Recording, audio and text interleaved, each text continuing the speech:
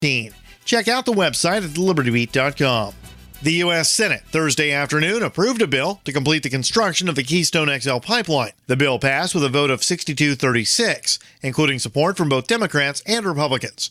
The pipeline, which would run from Canada's indigenous lands through Nebraska and into Texas, has been heavily debated for 6 years. President Obama has stated he will veto the bill.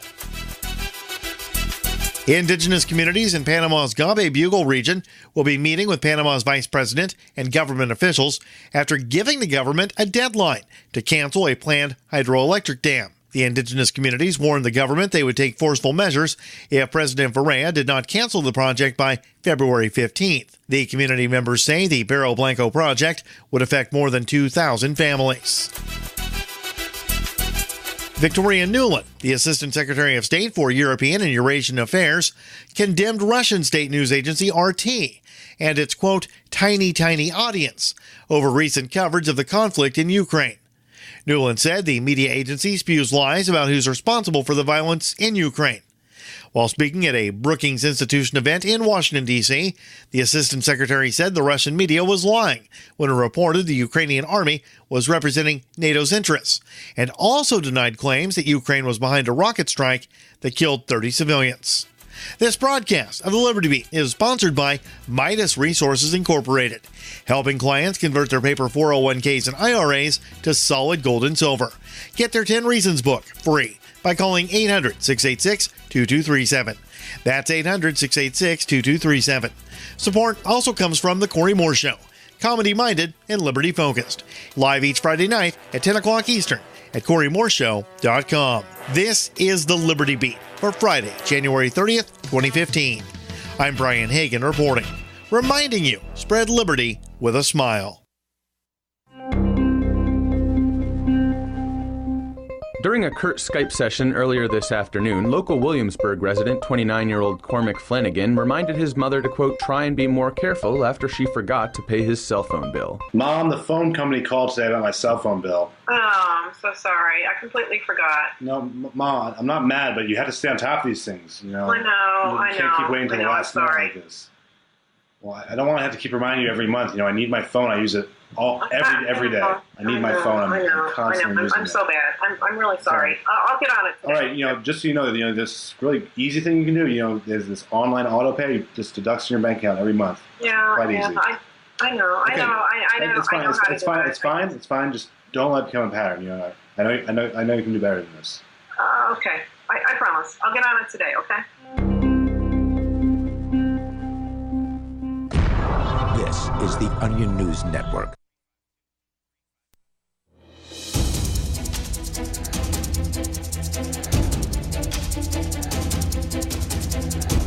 This is Free Talk Live. You can dial in toll-free here, 855-450-FREE. That's 855-450-3733. You can join us online at freetalklive.com and enjoy the features waiting for you there. Once again, freetalklive.com. And don't forget, we've got Skype username LRN.FM. With you in the studio tonight, it's me, Ian. Derek J.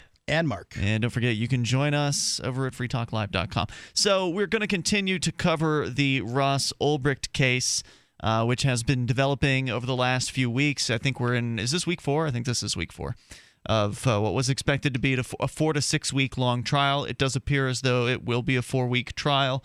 The defense has begun its testimony, I guess, not testimony, but its period or whatever. The defense time is on. In the Ross Ulbricht. Beep, beep. Yep. So you're free to move about the cabin. The prosecution rested its case earlier today, and right before they rested their case, they focused on the allegations about the murder for hire, which they had begun to focus on I think it was Thursday afternoon. And I definitely want to talk more about what's going on with that. Plus, Derek J., you've got news about an upcoming Satoshi Roundtable, as it is called, which is some sort of a not really secretive meeting, more kind of an open book meeting to some extent, in that the listing of attendees is open, of Bitcoin enthusiasts, Bitcoin big names. Yeah, but it is private in a lot of ways. I want to hear more about the event here in a little bit. So our toll-free number is 855-450-FREE. But what some of the big breaking news in the Ross Ulbricht case is, and of course Ross is the guy who's accused of running the Silk Road 1.0, the world's probably most infamous underground black marketplace. Ross, of course, in his defense opening statement, did admit through his attorney that he was the creator of the Silk Road. So the rest of the trial, and it'll be interesting to see what the defense's approach is this week. But during cross-examination, thus far, the defense has looked to try to poke as many holes as possible in the prosecution's case, which, of course, is what a defense attorney should do, and also to try to create some level of reasonable doubt that maybe it wasn't Ross Ulbricht who was the Dread Pirate Roberts the entire time. And that's essentially the narrative that they're going to be presenting here this week. But the interesting breaking news is that Ross Ulbricht is not going to be testifying on his in his own defense. According to the blog over the Wall Street Journal, he had been told on Friday, I believe, by the judge that he had until Monday to make up his mind as to whether or not he was going to testify, and he has decided not to. Some legal experts have said putting Ulbricht on the witness stand would be a risky decision because it leaves him vulnerable to a tough cross-examination by government prosecutors. But he's allowed to change his mind on Tuesday as his defense team continues to put on its case. Ulbricht is on trial in Manhattan federal court, facing a range of criminal charges related to his alleged operation of the Silk Road. He has pleaded not guilty and said he was framed by the real perpetrator. The defense called its first 3 witnesses on Monday, all of whom said they knew Mr. Ulbricht since his childhood in Austin, Texas, and testified to his kind and gentle nature. Daniel Davis, 30-year-old employee of the city of Austin who went to middle school and high school with Ross, said he's one of the most peaceful people that I know. Closing arguments in Ulbricht's trial, which began 3 weeks ago, are expected to take place tomorrow. And so it's a short defense, as the jury of 6 men and 6 women could start deliberating as early as Wednesday. The timing of the trial is much shorter than anticipated. Last fall, Ulbricht's lawyers had indicated the testimony of their witnesses would take 1 to 2 weeks, according to court documents. Now, it's likely to take less than 1 day. Ulbricht's case was dealt a blow Monday after U.S. Judge Catherine Forrest threw out 2 expert witnesses for the defense, a Bitcoin entrepreneur named Andreas Antonopoulos. We've had him on this show before. They threw him off? Apparently. And a Columbia University computer science professor named Stephen Belovin. Ulbricht's lawyers disclosed those witnesses last week, which Judge Forrest said in a strongly worded order was a, quote, belated and substantially inadequate notice. So it sounds like these people that gave the defense a few days to look over the witness list. That's correct. They got the witness list from the prosecution the weekend before the trial started. Yeah, but still, like, Andreas Antonopoulos is like one of these experts in Bitcoin, and it sounds like if he were going to testify to anything, it would be to explain what Bitcoin is. Was. And so that would have been, I mean, they could have had ample notice to put him in as an expert witness, right? If they wanted to say, like, hey, we got to explain what Bitcoin is to this jury. I hate to play devil's advocate for the side of the state, but really, why wouldn't they have an opportunity to put that in with lots of notice? Yeah, I would agree with you that there should be more notice if that's what you want to do, but sometimes your plans change along the way, right? Like, you don't have a static defense. You see what the prosecution's doing, and you're going to have to sort of mold around that. The prosecution changed their plans. They were going to call Inigo, who was one of the administrators of the Silk Road. He was on the witness list, but he didn't get called. But that's how you do it. You plan with like 40 witnesses, and then you use like 3 of them. You don't do it the opposite way. But if you're going to send a man to prison for the rest of his life, as a judge, you need to be flexible, right? Like, that's really the problem here. Right. Is this that you're falling into the paradigm, their paradigm. Their paradigm is messed up. Well, it is evil. Mark, I think your point was really spot on, that this judge prevented the defense from knowing who the prosecution's witnesses were until literally the weekend before the trial, and now she's saying it's too little too late on these witnesses? Yeah. So it's clearly a double standard. Hey, what about, sometimes when you appeal a decision by a court and bring it to a higher level, you can only use the evidence that you used in the first trial, like you start all over again. Right, you can't call new witnesses or anything like that. Yeah, so if Ross doesn't testify here, does that mean he'll never get to testify? That's correct. That means that anything we hear from Ross Ulbricht is going to be written from a jail cell, likely, unless this jury miraculously finds him not guilty. And boy, it would be a miracle, I think, at this point. How much could a prosecutor really dig into him if he's... I mean, how vulnerable could he be? I don't know. Can't you just not answer a question sometimes? Can't you be non-responsive on the witness stand? You can't incriminate yourself, right? But... if you're under oath, well, yeah, I mean, you can always say things like, well, I don't recall. Yeah. Right? Sure. But how does that look to the jury, I guess, is a question. Well, I don't know, especially if he's like as peaceful as everyone says he is. I've never seen him in person I think he or should seen testify. him speak. I wish he would. I think that's what like sank Rich Paul's case. Rich is our friend who is hosting Tuesday nights here on Free Talk Live, and he faced 100 years in prison for selling some marijuana here in Keene, New Hampshire.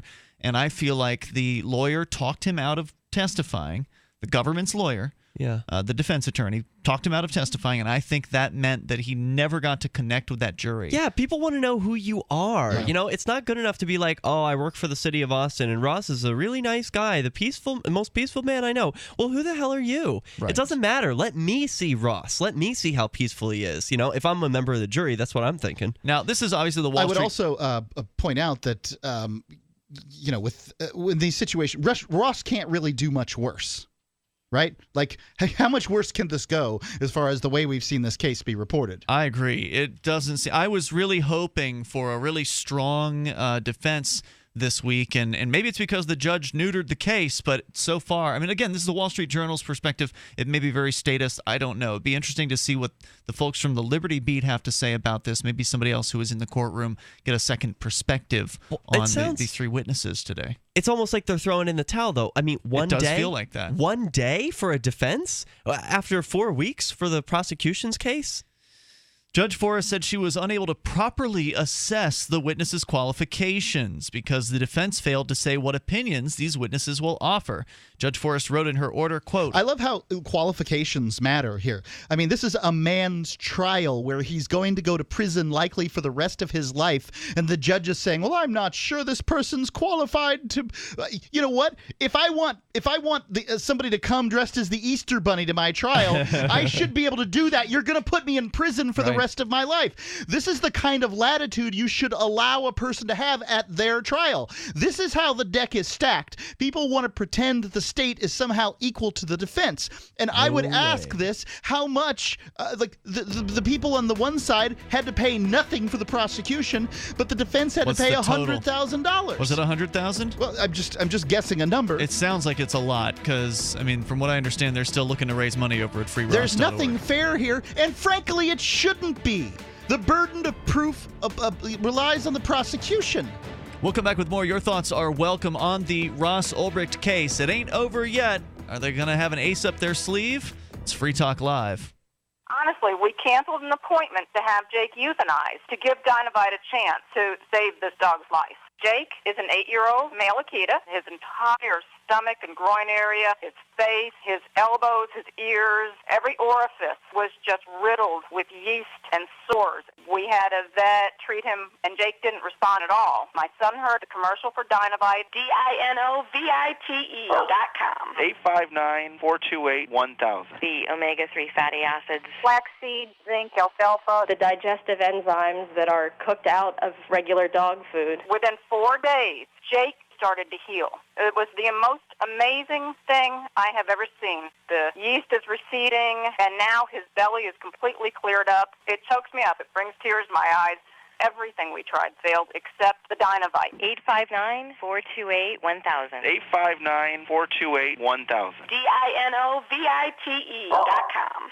Adam Miller here with Midas Resources. Today, January 19th, 2015, gold open at $1276.40. A 1-ounce gold coin can be purchased for $1322.93, $661.47 for a half ounce, or $330.73 for a quarter ounce. That's $1258.35, $661.47, and $330.73. Hi, this is Ted Anderson. Have you ever wondered why banks, stockbrokers, investment advisors won't talk about gold IRAs? Wait a sec. Gold and silver is going up while Congress is trying to settle on the next debt increase. And there's no end to this madness. That old 401k and IRA can be converted into physical gold without tax consequences. I explained this in my book, 10 Reasons to Buy Gold. Don't let time slip away. Call for your free copy today, 800-686-2237. Get away from that Washington spin and get honest answers about gold. 800-686-2237. The book is free, 800-686-2237. Free Talk Live.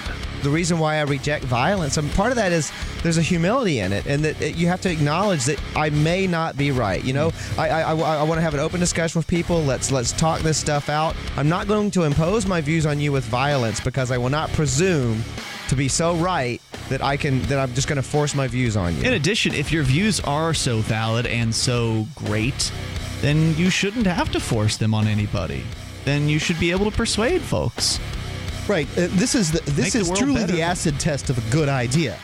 If it's a good idea to educate everybody, then you should be able to do it in a free market. If it's a good idea without force, right? Without force. If you've got enough persuasive ability to convince a majority of people to vote to violently fund something, you've got enough potential to motivate that many people to contribute toward it. Free Talk Live, 7 nights a week from 7 to 10 Eastern, live on the Liberty Radio Network at LRN.FM. Did you know that you can listen to and watch Free Talk Live during our live show 7 days a week from 7 to 10 p.m. Eastern via our studio cam at cam.freetalklive.com? Not only that, but you can also chat with other listeners at the same time. Do I need to mention that both the studio cam and chat room are totally free? Outside of Free Talk Live's live hours, you won't see a cam feed, but will hear audio from the Liberty Radio Network. So listen, watch, and chat all free at cam.freetalklive.com. That's cam.freetalklive.com. This Your Family Today tip is brought to you by Ovaltine. Give your kids the nutrition they need to be their best. Visit us at ovaltineusa.com. Telling your child about healthy food choices is important, but showing her what to eat goes a lot further. Have her help create the grocery list, then bring her to the store with you. Picking out healthy foods together helps kids get in the habit of thinking about what they're eating every day. For more tips like these, visit us at parenthood.com/yourfamilytoday.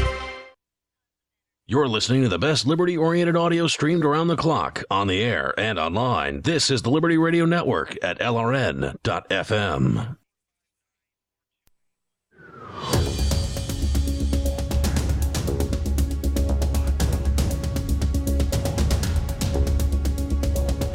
It's Free Talk Live. You can dial in toll-free. We're talking about the latest of the Ross Ulbricht case, and the Wall Street Journal has the more detailed story here that I've seen.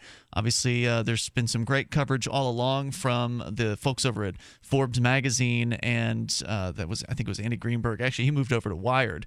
So he was with Forbes. He interviewed the Dread Pirate Roberts back in 2013, and that was also something that the judge ruled to keep out of this trial, was the interview that the Wired author, and now Wired author, Andy Greenberg had done with Dread Pirate Roberts. Of course, for those of you just tuning in, we're talking about the trial of Ross Ulbricht, who is accused of running the Silk Road. He admitted through his attorney in opening statements to being the creator of the Silk Road, but said that he left after a few months and then was somehow dragged back in by the current operators, whoever they were, right before the site got taken down, and that he was set up, that he was framed for this, that he didn't do what they said that he did, and that is that they're alleging that Dread Pirate Roberts set up hits. He hired hitmen to go after people that were putting the Silk Road in jeopardy.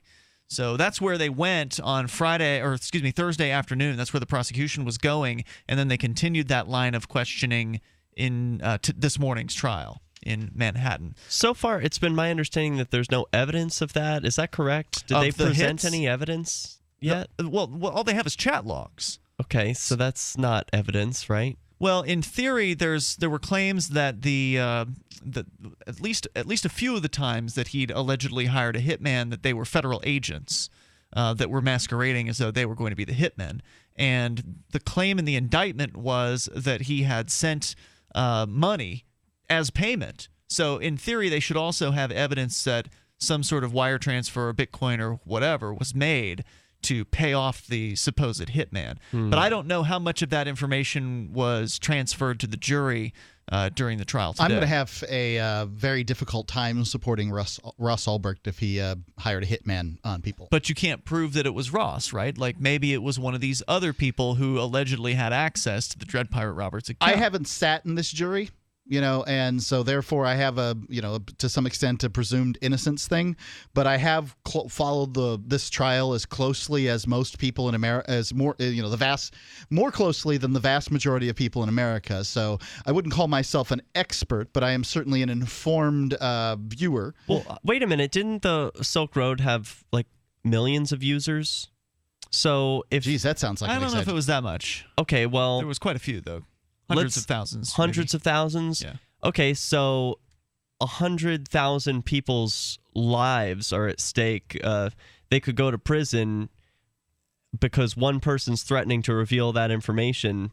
Are you saying, Mark, that... what information? The private information about all of the users of the Silk Road. Say one person had threatened to reveal all of the information about the users on the Silk Road. Isn't that what the threat was? That's similar to what happened here. Do you want me to go through the details? Please. So, then would you still be opposed, Mark, to hiring a hitman? Hiring a hitman sounds like something I'm going to be highly opposed to. Go ahead. So Monday, that's today, earlier today, government prosecutors dug deeper into evidence that allegedly showed Ulbricht commissioned the murders of 5 Silk Road users to protect the website. A Silk Road user named Friendly Chemist had been blackmailing Mr. Ulbricht, threatening to reveal the identities of dozens of Silk Road users unless Mr. Ulbricht paid him $500,000, according to prosecutors who read from chats taken off the Silk Road server. Mr. Ulbricht then allegedly asked a Silk Road user named, remember, they're saying Ulbricht allegedly asked. What they have is a chat allegedly that says that Dread Pirate Roberts asked these things, we haven't seen that chat, right? We haven't, but the jury and whoever was in the courtroom purportedly did. Okay. So he then, or Dread Pirate Roberts then allegedly asked a Silk Road user named Red and White to murder Friendly Chemist, according to prosecutors. Whoa. In a series of chats that read like a normal business transaction, prosecutors showed Ulbricht allegedly negotiating the price of the assassination job with user Red and White. Quote, if you want it to look like an accident, it would cost a lot more, Red and White wrote, ultimately settling on a price of $150,000. I've only ever commissioned one other hit, so I'm still learning this market, Ulbricht allegedly wrote. After Red and White... I don't know if I believe that, even if he did everything, the fact that, like, what people will... Buyers are liars, as we say in the sales industry. Many times people will say different things during the negotiation process in order to, make things go their way. I don't know that, the claim here that he has negotiated a hit previously is really a value. After Red and White claimed the job was done, prosecutors said Ulbricht paid another $500,000 for the murders of 4 other people who were associated with Friendly Chemist. On just a claim? I mean, these are chat logs. Couldn't those easily be faked by feds? Yes. Okay. Yeah, of course. Yeah. And I would question anybody who would send, payment for a hit without some kind of evidence that it has been done. Wall Street Journal's glossing over this testimony. I don't know how much of it was shown in court, but we're talking about taking hours of testimony down to a few paragraphs here. I know that in the indictment, it did say that the feds at one point actually had the person who was being targeted, allegedly by Ross, take some sort of fake death photo, and they allegedly sent that. I want to see that. Yeah, that should be made public. Like I said, I don't know if that was revealed in testimony today. I don't know how generic this testimony was. I love that. Yeah, so I mean, those are the allegations, and again, how much of it came out today, I don't know. Hopefully, we'll hear from maybe some of the folks from the Liberty Beat or get a more detailed picture of what they were claiming. It sounds like the feds were trying to pinch him in every kind of way possible. First of all, I thought it was hundreds of thousands of identities that were going to be revealed, not dozens. And I guess it shouldn't make a difference, the number of people whose identities are going to be revealed, whether or not you use a hitman on the person, but it seems to make a difference to me. Well, for me, the blackmail is, it's pretty relevant. I mean, if somebody's blackmailing you for $500,000... and they're essentially, if you don't pay them, what they do might land you in prison for the rest of your life. They are essentially threatening your life, aren't they? You can't make moral judgments about what a person does in a coerced situation, right? So, if I stick but if I stick a gun to your head and tell you to do something immoral and you do it, I mean, I can't say that you're immoral for doing that, right? I hear you. It's tough. It's a tough scenario. I get it. But, this is the problem. Ross Ulbricht was an incompetent criminal. Yeah. And incompetent criminals bring all kinds of problems down on their heads. He had to commit more heinous crimes in order to cover his incompetency. I mean, what this guy should have done is he should have A, set up a competent criminal enterprise, or B, taken the fall so that the next person can come along and learn from his mistakes. Well, he's taking a fall, and people can definitely learn from these mistakes. And I guess I have to feel bad for him on that? Unfortunately, the guy operating Silk Road 2.0 didn't apparently learn from the mistakes. And he didn't have the opportunity to really sort of pour over it. Well, he could have read the indictment a year ago, and there was a lot of information in that indictment. But yes. He made some pretty serious mistakes as well. Blake Benthal, who allegedly confessed to running Silk Road 2.0. There hasn't been much at all about that case since the arrest happened back in November. Why would you do that? It doesn't even help. I mean, how could it help? It's not gonna help him. He's screwed if that's true. That all I saw was a report about that. I don't know how true that report was. So I do have more detail on some of these murder for hire allegations. PCworld.com has an article. Silk Road operators developed a taste for murder. We'll share more details with you here in moments. 855 450 free. The latest from the Ross Ulbricht Silk Road trial. This is Free Talk Live. You can share your thoughts. It's no secret that government and big business buy in bulk and get huge discounts not available to the little guy. Until now. Introducing a breakthrough crowd buying website where people can join together, buy in bulk, and get massive discounts on millions of popular products. It's TogetherSave.com. TogetherSave.com. You can save 20, 30, or even 50% off tablets, smartphones, cars, appliances, textbooks, sports equipment, video games, and much more. All with free delivery. Check it out. TogetherSave.com. Visit now and start group buying today at TogetherSave.com. Hunters, anglers, campers, and survivalists. Get back to nature. Expand your horizons with the highest quality, most versatile, unique slingshots and sling bows on the market at slingbow.com. Slingbow products are compact and models start from just $17.98. They're perfect for your bug-out bag or storing in your vehicle. Give yourself and your loved ones the excitement and tradition of slingbow. A new frontier in archery and truly modern twist on this primitive survival tool. Feel the thrill only at slingbow.com. I've been told no in many different ways. I give you an order and you're going to obey it. George, you can go this way. You can't do that and you have to leave here. You cannot bring signs into the rally. Walk with me. Well, I'm comfortable here, actually. Whoa. Hey. Who do you think you are? Excuse me. There is no video and audio allowed in this office. No, I have work today. You ain't going to make it. Wait a minute. Really Hey! Oh my God! Unbelievable! Why are you running from me? Because you scared me.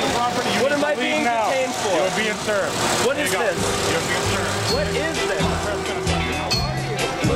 Bureaucrats have a funny way of telling people no. That's the sound of the men working on the chain. Derek J's Victimless Crime Spree. Watch it for free and order the Director's Cut DVD at victimlesscrimespree.com. Are you a political activist who does things that the government might not like? Then this free ebook may save your life. Rats is your guide to protecting yourself against snitches, informers, informants, agents provocateur, narcs, finks, and similar vermin. Rats was written by OG libertarian Claire Wolfe. Rats is a short book, easy to read, and available free in many formats. Download Rats free at rats-nosnitch.com.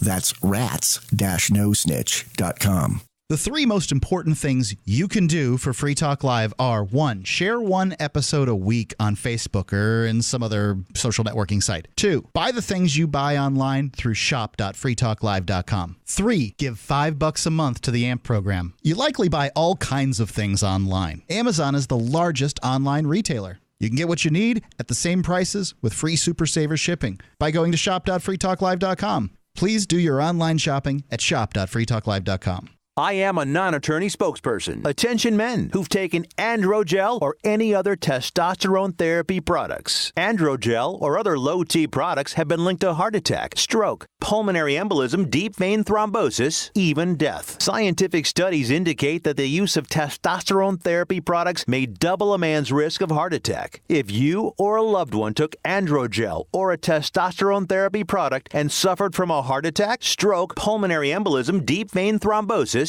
or any other cardiac event, you might be entitled to financial compensation. You have rights, and you need to let us fight for your rights. And you pay no fees unless we win. So call the Tort Attorneys right now. 800-708-7917. 800-708-7917. 800-708-7917. 800-708-7917. Cases may be referred to participating law firms in your jurisdiction. While our satellite channel is free to listen to, it's not free for us. You can help us cover our satellite costs with the chip-in on the right side of the page at lrn.fm.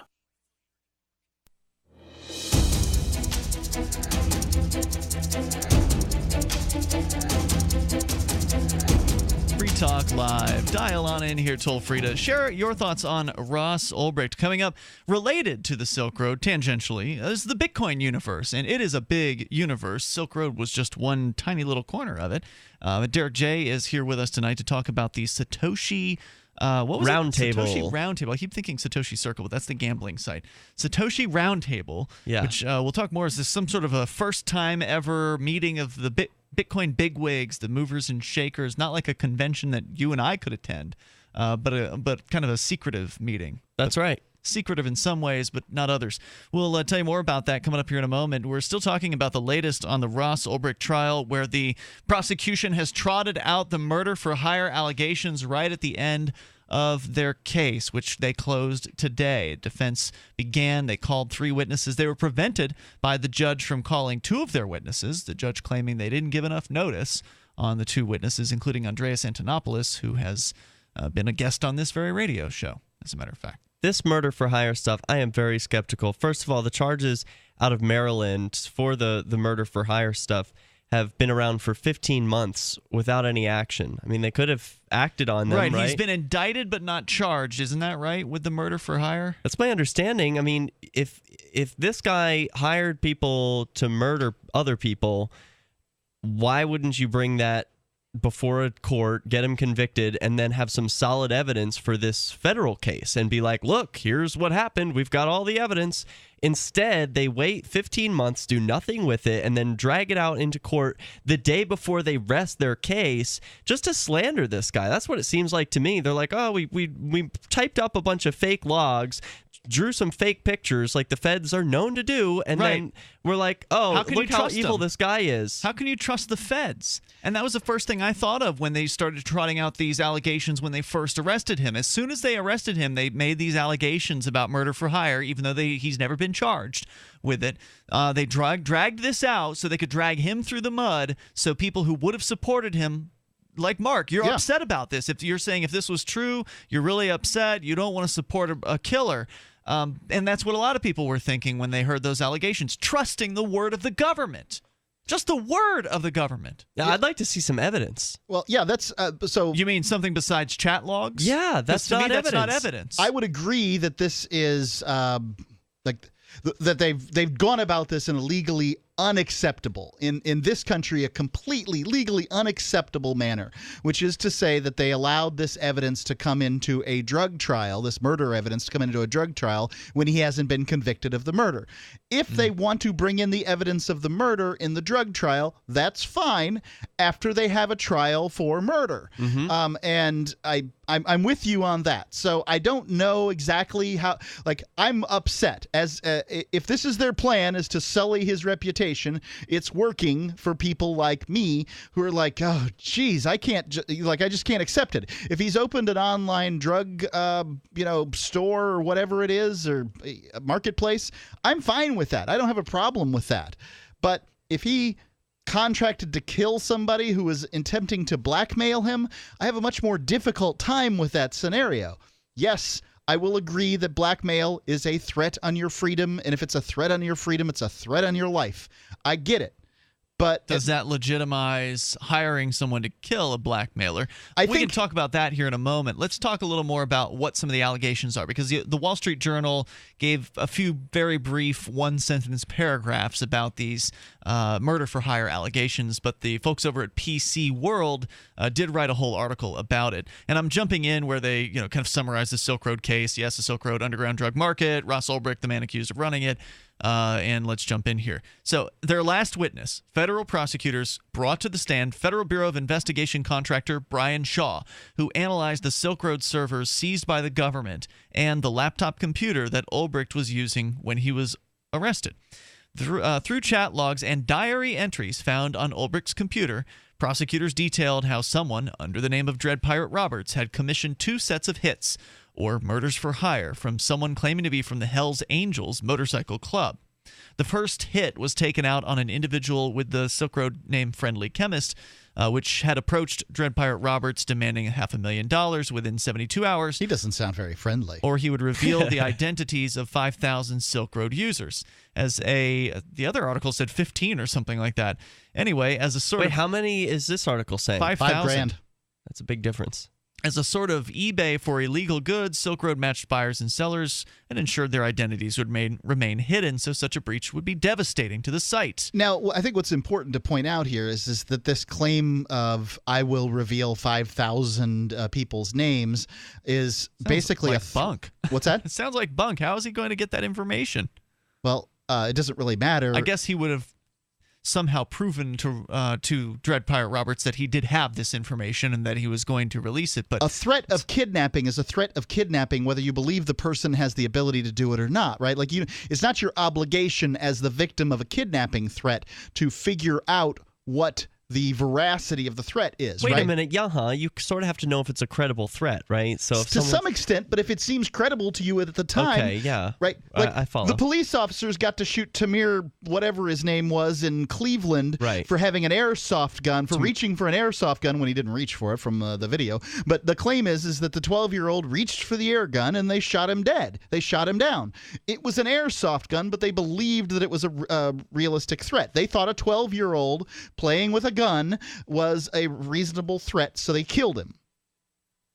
More from the story of the PC World. So again, threatened with 72 hours or $500,000. Friendly Chemist claimed he needed the money to pay off the Hells Angels, from whom he said he and a partner had purchased $750,000 worth of LSD to sell on Silk Road. Friendly Chemist's partner, Real Lucy Drop, had taken off with the drugs without paying the Hells Angels the full amount, and now the Angels were holding Friendly Chemist responsible. Friendly Chemist explained to Dread Pirate Roberts that extorting funds from the Silk Road was how he would repay the drug dealers. At the time, Dread Pirate Roberts was in touch with someone claiming to speak for Hells Angels. Now, the Friendly Chemist was a real person or a Fed plant? I don't know that detail. I don't recall that detail. But it doesn't really... I don't know if it really matters either way. Friendly Chemist. Well, it does if they're just coming up with a bunch of lies to, Oh, I see what you mean. If the feds are claiming they can reveal 5,000 users and then trying to put Ross into a corner, or trying to put Dread Pirate Roberts into a corner where he might be willing to do something like this, is that what you're getting at? Yeah. It's an interesting theory. So again, he Dread Pirate Roberts was allegedly talking with someone claiming to be from the Hells Angels.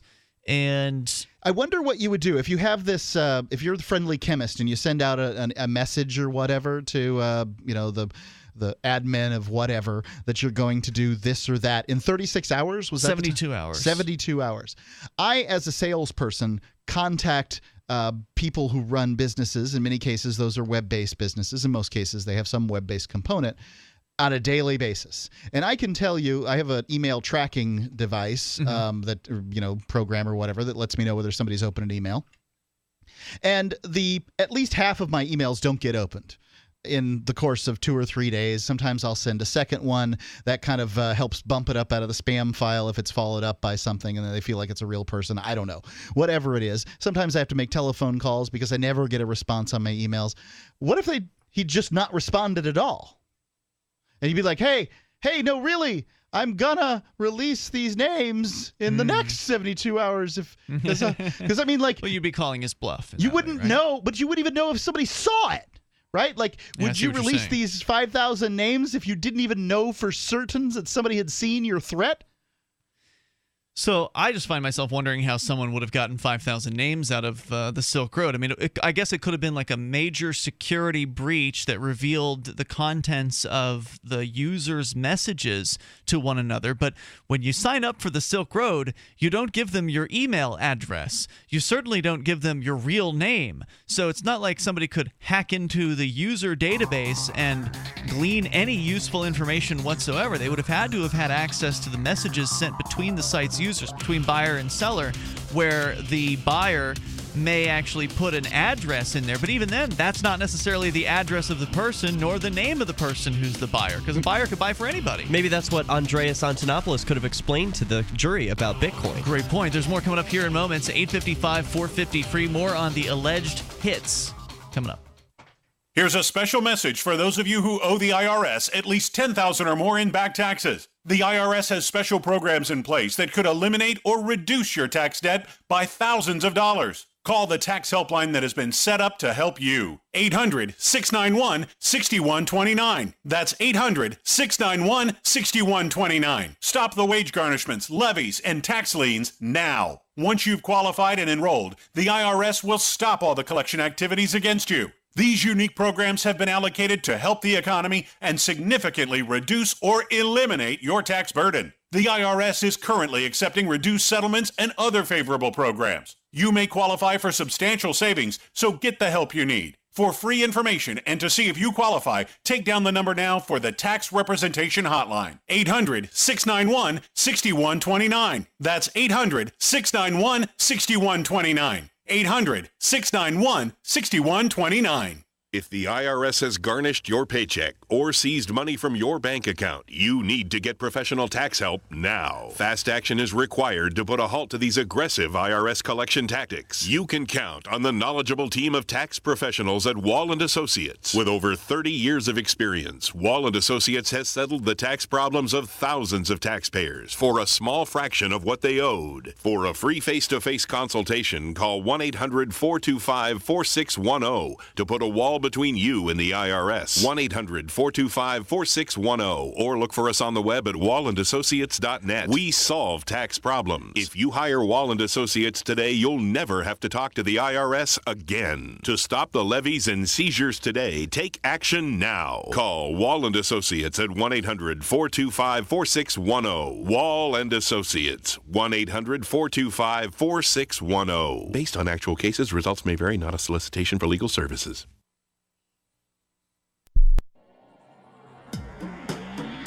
Free Press Publications is an independent, alternative media and publishing company founded in June 2009 with the mission of ensuring a free press for the freedom movement and is committed to spreading the message of peace, freedom, love, and liberty. FPP also gives new authors an avenue for publishing freedom-oriented material. FPP brings you daily news and commentary on the website fpp.cc, as well as a daily 5-minute newscast, FPP Radio News, and weekly news, views, and commentary in the FPP Freedom Minute and Peace, Love, Liberty Radio at fppradio.com, and the monthly newspaper FPP News at news.fpp.cc. Find FPP online at fpp.cc. That's fpp.cc, as in Creative Commons. If you want to know the latest about Free Talk Live before we go on the air, all you need to decide is how you want it delivered. It's your choice. Visit news.freetalklive.com. You can get emailed announcements and participate in contests via our email updates list. Plus, we have a Twitter account that you can follow and a Facebook page where you can become a fan. So visit news.freetalklive.com to get news about Free Talk Live as soon as it's announced and the way you want it delivered at news.freetalklive.com. That's news.freetalklive.com. If you want to move to the free state and you're looking for some real estate, well, I know a guy who's really great. It's the realtor Mark Warden. Do you want a home with 20 acres, a lakeside cabin, any takers for renters, buyers, and sellers too? Mark Warden is the guy for you. PorcupineRealEstate.com. Do you love Twitter? Make sure you favorite the LRN.FM Twitter account so you can receive our tweets at twitter.lrn.fm. That's twitter.lrn.fm.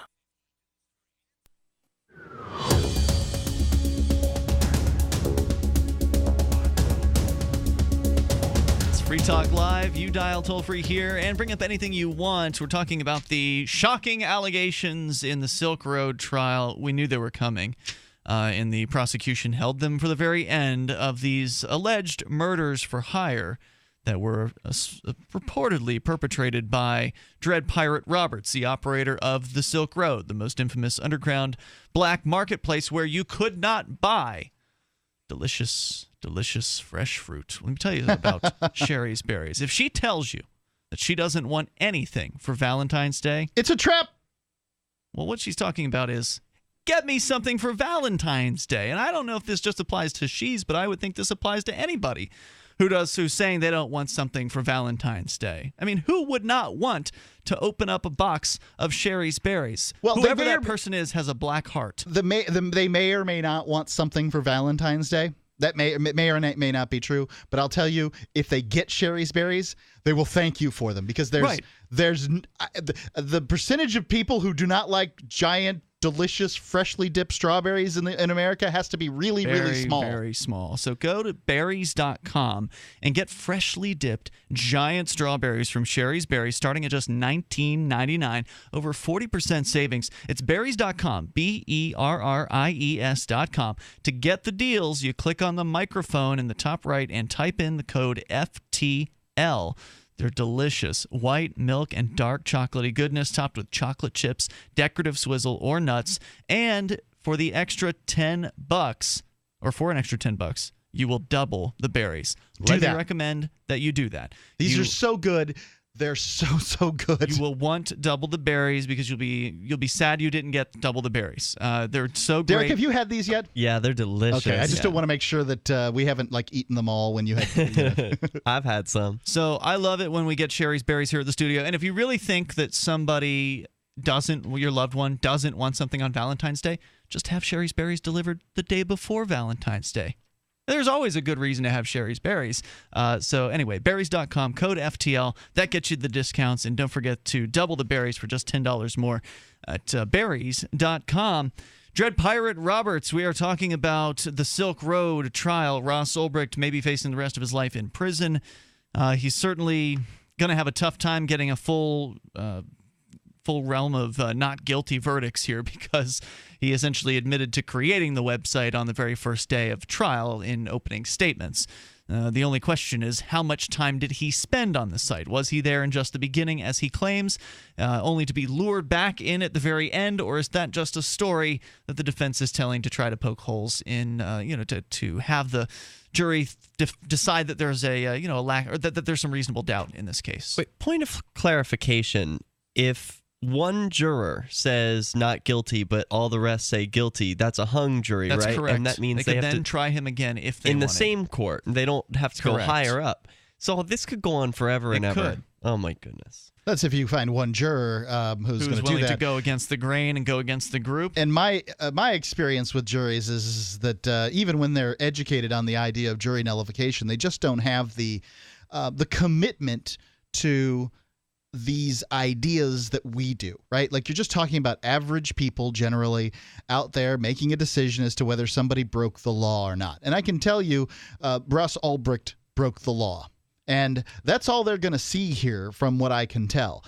And I mean, we can have debates about the morality of that all day long, but he admitted it in the first, his attorney admitted in the first hour of the court that he did it. That he did at least some of this. And the things that he's admitted to will likely get him so much time in prison, it doesn't make a difference.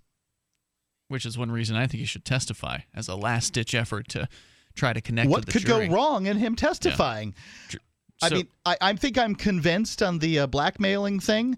Convinced about what? Convinced that there's some sort of moral standing for defending oneself with lethal force in the case of being blackmailed. In the case of a blackmailer, essentially what you're proposing is a person who is, rather than threatening your freedom, using the government or some other agency of violence to, you could be, they could be telling an armed gang, right?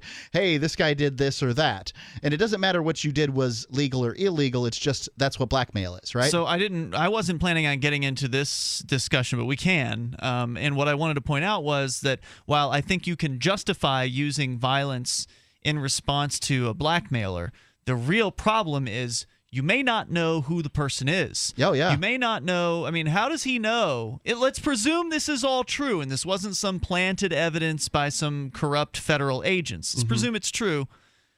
How would Dread Pirate Roberts have known for sure who Friendly Chemist was? Right. There's a dead person.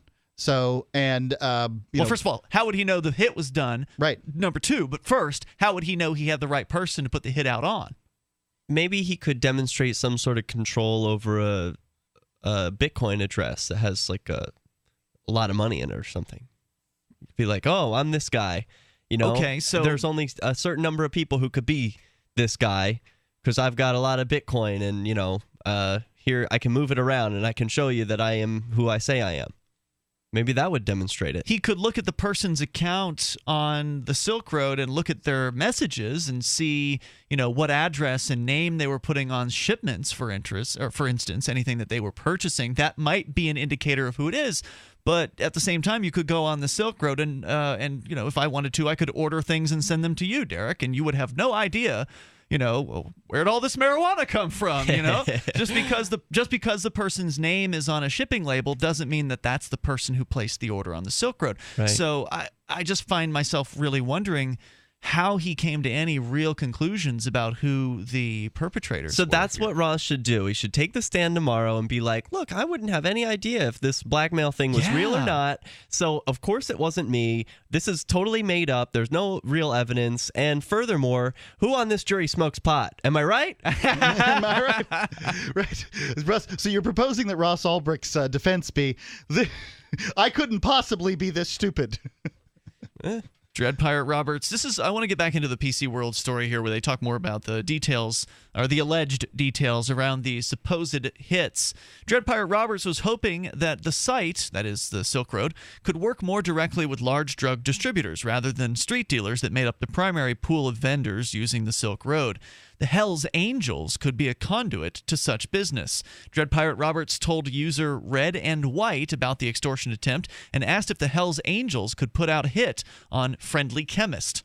Red and White, who allegedly had connections to the Hells Angels, said they could do the job for $150,000 or $300,000 for a murder that looked like an accident. He did note the Hells Angels had already found Real Lucy Drop, which is the partner of Friendly Chemist who was extorting the Silk Road, and resolved that matter to their satisfaction. Red and White also provided what he claimed was the identity of Friendly Chemist. Red and White sounds like a Fed name because red and white Red, is white, on the and blue. flag. Yeah.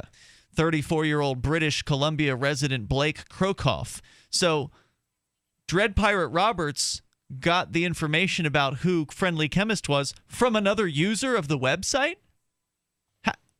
This is not trustworthy. It just doesn't sound believable at all. Why you would... I mean, if Ross Ulbricht doesn't seem like a stupid guy, yes, he made some mistakes, but, I mean, people are going to make mistakes. When you put people under pressure, yeah. I'm convinced that the ability to function under pressure is sort of another form of intelligence. True, that they did tell him 72 hours. We don't have... we don't have ways to describe this, but the ability to function under pressure is really an uncommon trait. When you put pressure down on people, they get stupid. I've found under pressure situations, I'm not particularly good at thinking about it, but when something catastrophic happens, I'm the guy who runs towards that bad thing happening as opposed to running away from that bad thing happening. I'm a firefighter. I'm the perfect, personality type to be doing the firefighting stuff because, my dumb butt without thinking runs towards it as opposed to away from it. But I think that people that can really function under that pressure and have that same personality trait are, these people they're geniuses in their own way. Now, one of the things that I don't know, again, if this detail was revealed in the trial, what I'm curious about is, how did Dread Pirate Roberts get hooked up with this guy who claimed to know the Hells Angels in the first place?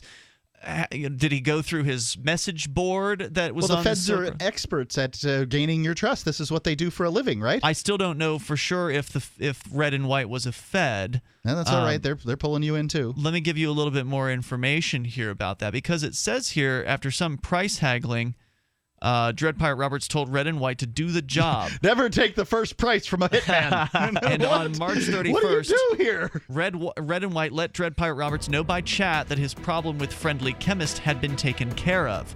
Red and White indicated in a chat that he sent a photo of the deceased Friendly Chemist, though the photo had been deleted from the computer shortly after it was received, said prosecutors.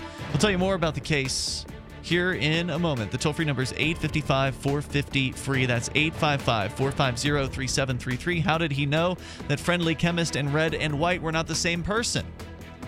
It's Free Talk Live.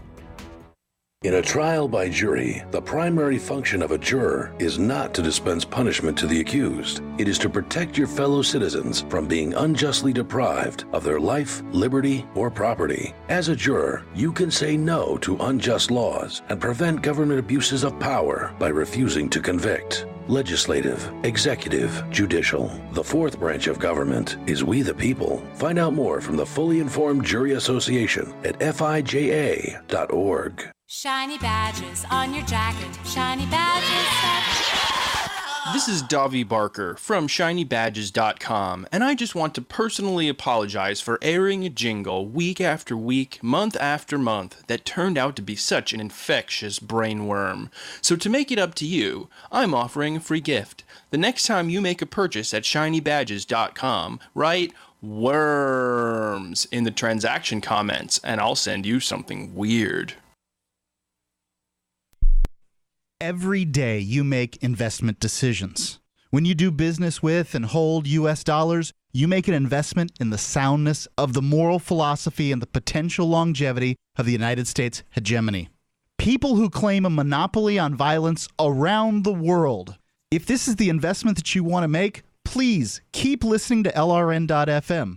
If not, stop using their currency. Use Bitcoins. Get educated. We use coins.com. Here's a chance to do a little activism while you're cruising Facebook, Twitter, or Google+.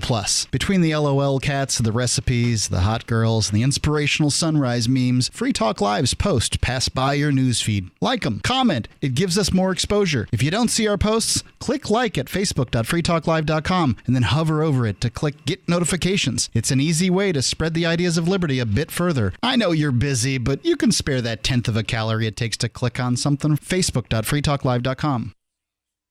You're listening to the live edition of Free Talk Live. Hour number 2 is next after the news here on the Liberty Radio Network at LRN.FM.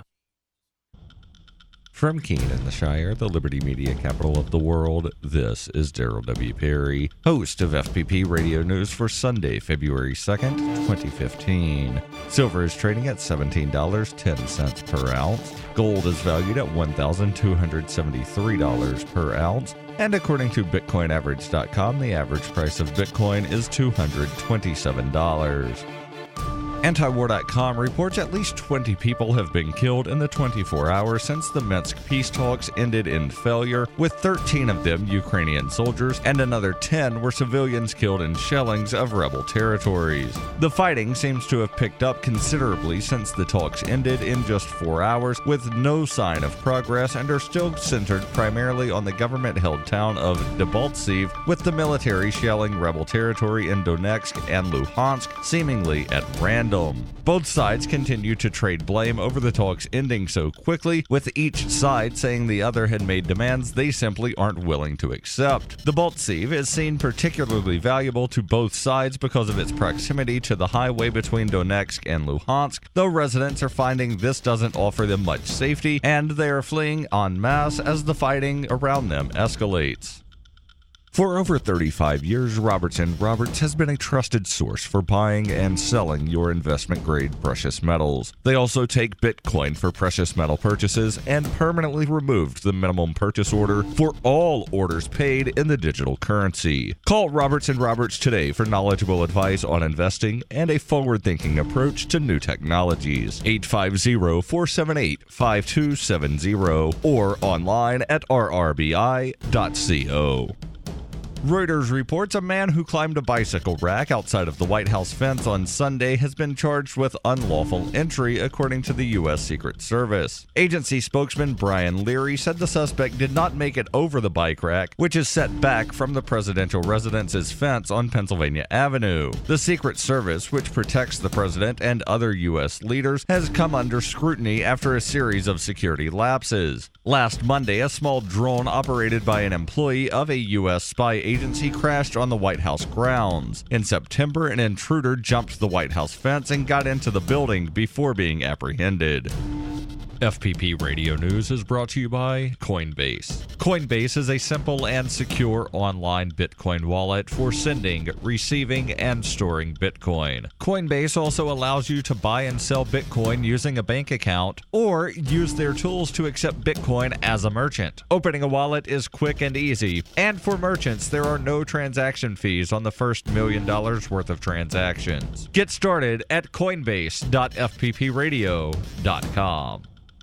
The New York Times reports in the wake of President Obama's move to rekindle diplomatic ties with Cuba, Cuban-American legislators in Washington and local officials in Florida are calling for reconsideration of a once sacrosanct element of American foreign policy, the 1966 law that gives Cubans broader protections than any other immigrants arriving in the United States. Critics of the law, joined by the hardline Cuban-American congressional delegation, say it is being abused by recent waves of Cuban arrivals who regularly travel back and forth between Cuba and the United States as economic, not political, refugees. Written during the height of tensions with the Soviet Union, the Cuban Adjustment Act was meant to offer safe haven for Cuban refugees fleeing oppression from their communist government. The law allows all Cubans who reach the United States, legally or illegally, to become permanent residents in 1 year and a day. 5 years later, they can become U.S. citizens. The law is still popular with most Cubans in Florida, but influential Cuban-American politicians argue that the moves to normalize relations undercut the rationale for the law, that it protects refugees from an outlaw government at a time they did not have the option of returning home. Many earlier immigrants say the law should only protect Cubans fleeing political oppression. Newer immigrants who benefit most from the law are more likely to support its blanket application to all Cuban immigrants. But the Cubans who have been here the longest have the most political clout. For now, the law stands, and Obama administration officials say they do not intend to weaken it, nor are there plans to modify a 1995 immigration policy that allows the U.S. Coast Guard to return to Cuba the Cubans it stops at sea unless they claim political persecution. Under this wet feet, dry feet approach, those who make it to American soil can avail themselves of the Cuban Adjustment Act. This has been FPP Radio News, online at fppradio.com. After visiting his girlfriend of 2 years at her workplace to deliver an unexpected threat for Valentine's Day, violent and controlling boyfriend Matthew Strachan spoke to The Onion about remaining a devoted and committed abuser. On a special day like today, I like doing something extra malicious for Mallory, just so she knows that I've been thinking about hurting her. I mean, you should have seen the look on her face when I came and surprised her at work today. It was so great. I mean, she had no idea I was going to come to her office to belittle and frighten her. I mean, I wanted to do it in front of her friends to really humiliate her. Strachan added that while he doesn't always get a chance to inflict harm on Mallory, he tries his best each and every day to create an environment of sustained physical and emotional abuse to leave her feeling completely alienated and powerless. Just wait till she sees what I have in store for her tonight. I love Valentine's Day. For more on this story, check this week's Onion Review. This is the Onion News Network.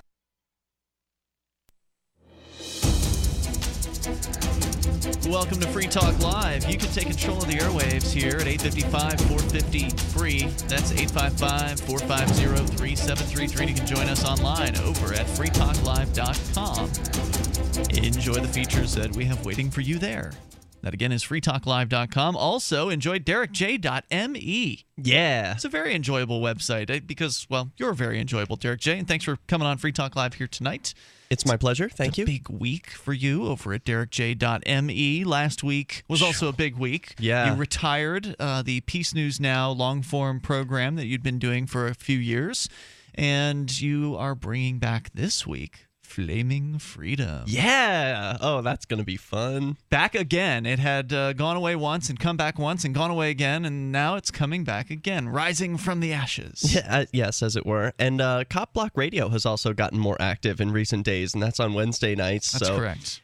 Because Ademo Freeman, the founder of copblock.org, has started becoming a regular co-host. Oh, good. So that's a lot of fun. Yeah, it's nice to see him getting more involved again with the brand that he created. Yeah. Copblock.org.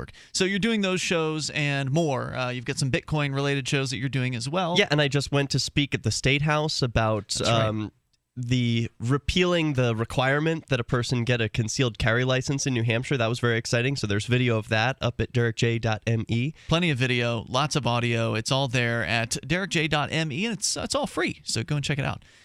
So we're going to talk more about the Dread Pirate Roberts / Ross Ulbricht / Silk Road case that is still going on. It is apparently going to enter closing arguments tomorrow. The news that has come out is that Ross Ulbricht, the man accused of running the Silk Road, is not going to testify. Apparently, the judge is giving him one last chance. According to one of the articles we read earlier by the Wall Street Journal, the judge, from what I read previously, had told him he needed to decide on Monday. That was today.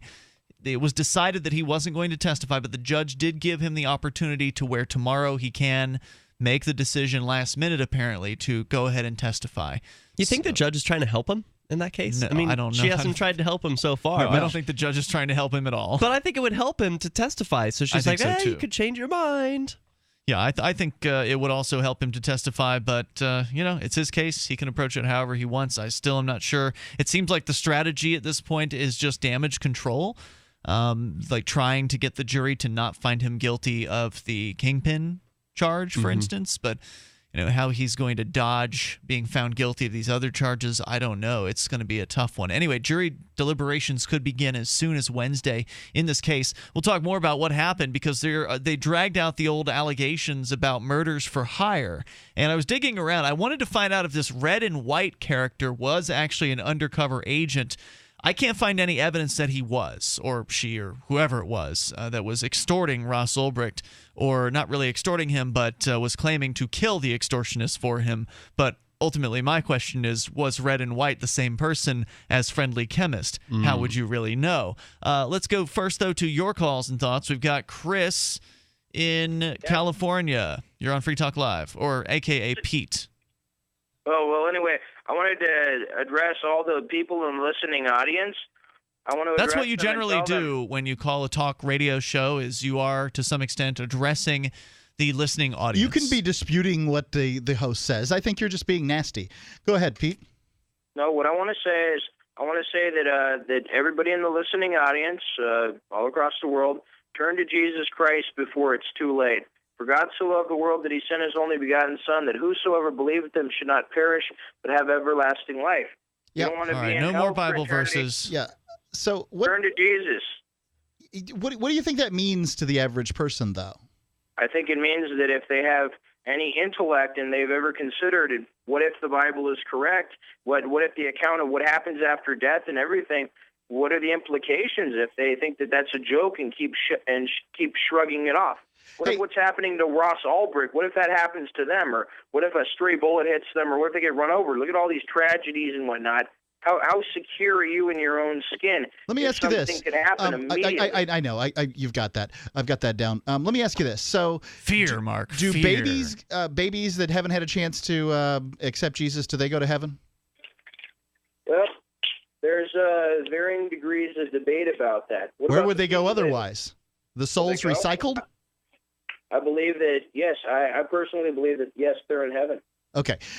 Now, what about, like, that some babies never come to fruition, right? Like they just, they what they call spontaneous. I believe that they're in heaven also, and aborted babies also, absolutely. Okay. So do you know that a biological chemist did some math on this, and looking at humans since humans began, that there would be something like 350 billion. Consider there are about 7 billion people on the planet now. 350 billion people. Wait a second. 350 billion people in heaven that never lived a life on Earth because they were self-aborted fetuses and that sort of thing. Well, let me ask you something. What does he base his timeline off of? Because science, you know what, from what all these virtuosos that do the evolution thing and the radiocarbon dating, they're way off base. And okay. Even though science, do you understand that, that a person is just as likely, that a human embryo is just as likely to self-abort as it is to be born, right? Like, so 50% at the very least, 50%. Wait a minute. I'm sorry to interrupt, Pete. Mark, what are you getting at, though? I mean, you're pointing out that heaven's full of a bunch of people who never had to make a decision as to whether or not to sin. This is Pete's belief system. Rigged system that Pete is talking about. I don't believe a fair and just God, and I do believe God is fair and just. I do not believe a fair and just God would send anyone to hell. So therefore, I don't believe in this whole you have to believe in the name of Jesus thing that Pete's got going on. These are just Stone Age beliefs intended to manipulate people into doing what the kings and the priests and the rulers say. But besides that, I'm trying to get Pete to look at, hey, heaven is full of a bunch of people that didn't have to play the same game you did. Is that fair? Would a fair and just God put somebody else in heaven automatically because they happen to self-abort? He's just putting his favorite souls in, and you've got to play the game, the game he created. I mean, okay, so let me ask you this, Pete. Pete's gone. He is? Yeah, I got rid of him. Ian. See, because these are the questions I ask myself, and I don't have... call back. Just make a note. I don't have anybody to ask this to. Make some Pete notes. Yep, let me ask this question to the ether, right? Somebody will answer this. If God created everything, as I was taught, I went to Christian school, taught Sunday school, went to Christian school for 9 years, so kindergarten through 8th grade, studied the Bible seriously while I was in prison, read it through 3 times, read the New Testament through 7 times. I am not an uneducated, former Christian. If God created everything, as I have been told, because you would have to be the greatest thing, omnipotent as we're told, and to be the greatest thing, you would have to have created everything. He then created evil. If he created evil, how could he possibly be good? That's a good question. You can dial in toll-free to answer, Mark, at 855-450-FREE. That's 855-450-3733. I've got the article, by the way, that I was sort of mentioning to Pete here, if you want to go off on that on a tangent. No, not at the moment. But if whatever that article is, we can talk about it here in a little bit. So our toll-free number, again, is 855-450-FREE. We were discussing the murder-for-hire allegations, and I'm only about halfway through the story here, a little more than halfway through at PCWorld.com. They were talking about how Dread Pirate Roberts, the operator of the Silk Road, the underground drug marketplace, was in negotiations with someone calling themselves Friendly Chemist, who wanted $500,000 to not reveal user information. He claimed to have information about who users were on the Silk Road. And so Dread Pirate Roberts went to a user named Red and White, and it's not real clear how it was that Dread Pirate Roberts got hooked up with this user. I mean, there were thousands of users on the Silk Road. Why was this one the one who he turned to hire for a hit? And the Red and White claimed to be connected with the Hells Angels. And I did look around, by the way, because I hadn't seen anything yet tonight as far as, the testimony. Did they testify that Red and White was, in point of fact, a federal agent? And from what I can tell... And if that's the case, why wouldn't they be on the stand making, And from what I can tell, no, they did not testify that Red and White was a federal agent. Now, there was a federal agent who did apparently get involved with Dread Pirate Roberts prior to this for a supposed murder for hire, but this Red and White character, still nobody really knows who this guy is. Or gal. 855-450-FREE. You can take control. We'll reveal more details here in moments. It's Free Talk Live. So the protection of life, liberty, and property is what the Free State Project is all about. But it's an effort to move 20,000 people who understand. It's about demonstrating to the entire country that, yeah, we can have a free market, a truly free market. Making it just a freer, great place to live. It's the world's largest voluntarist libertarian community, and it's only getting bigger. That's amazing, to be able to move to a place where other people passionately believe in being free and independent. What the Free State Project is managing to do, though, is to put their money where their mouth is. It's physically getting up across the country and saying, let's go someplace and let's demonstrate the power of these ideas. There's a lot of kind of philosophy that surrounds liberty. There's a lot of thinking about it and talking about it. But here in New Hampshire, people are doing it. 101 Reasons Liberty Lives in New Hampshire, a documentary by Free State Project Early Movers. Watch it free at 101reasonsfilm.com. 101reasonsfilm.com.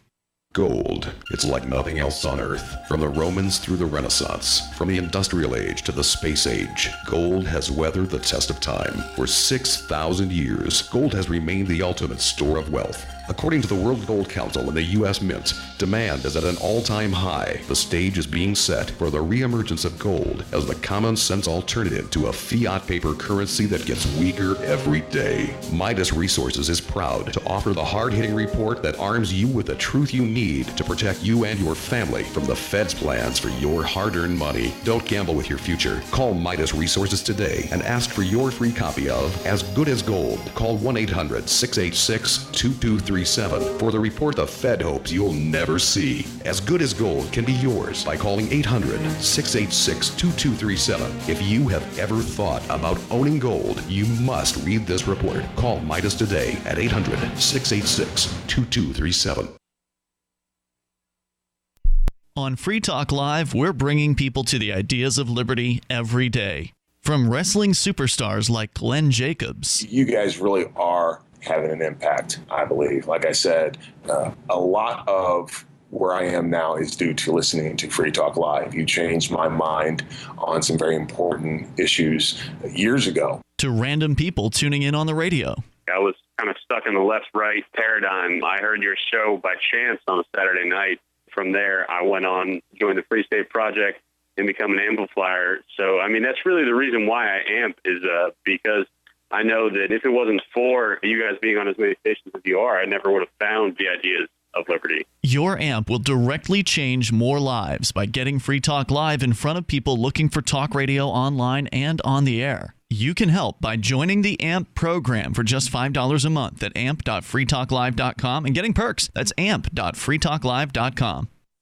So you've heard all 3 hours of the latest episode of Free Talk Live, and you're still hungry for liberty-oriented audio content? Did you know that we have another 24/7 audio stream at LRN.FM? The Liberty Radio Network airs the latest episodes of some of the best liberty-oriented podcasts on the internet around the clock. In addition to recorded content, you'll also hear live shows like Free Talk Live, originating from our Keene, New Hampshire studio. So listen anytime at LRN.FM. That's LRN.FM.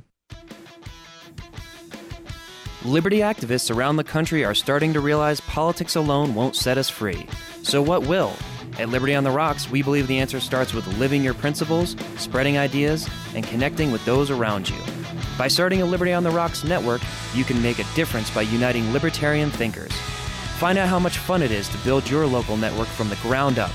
Visit libertyontherocks.org today to get started. Listen to LRN.FM on any phone, anytime. 213-493-0309. That's 213-493-0309.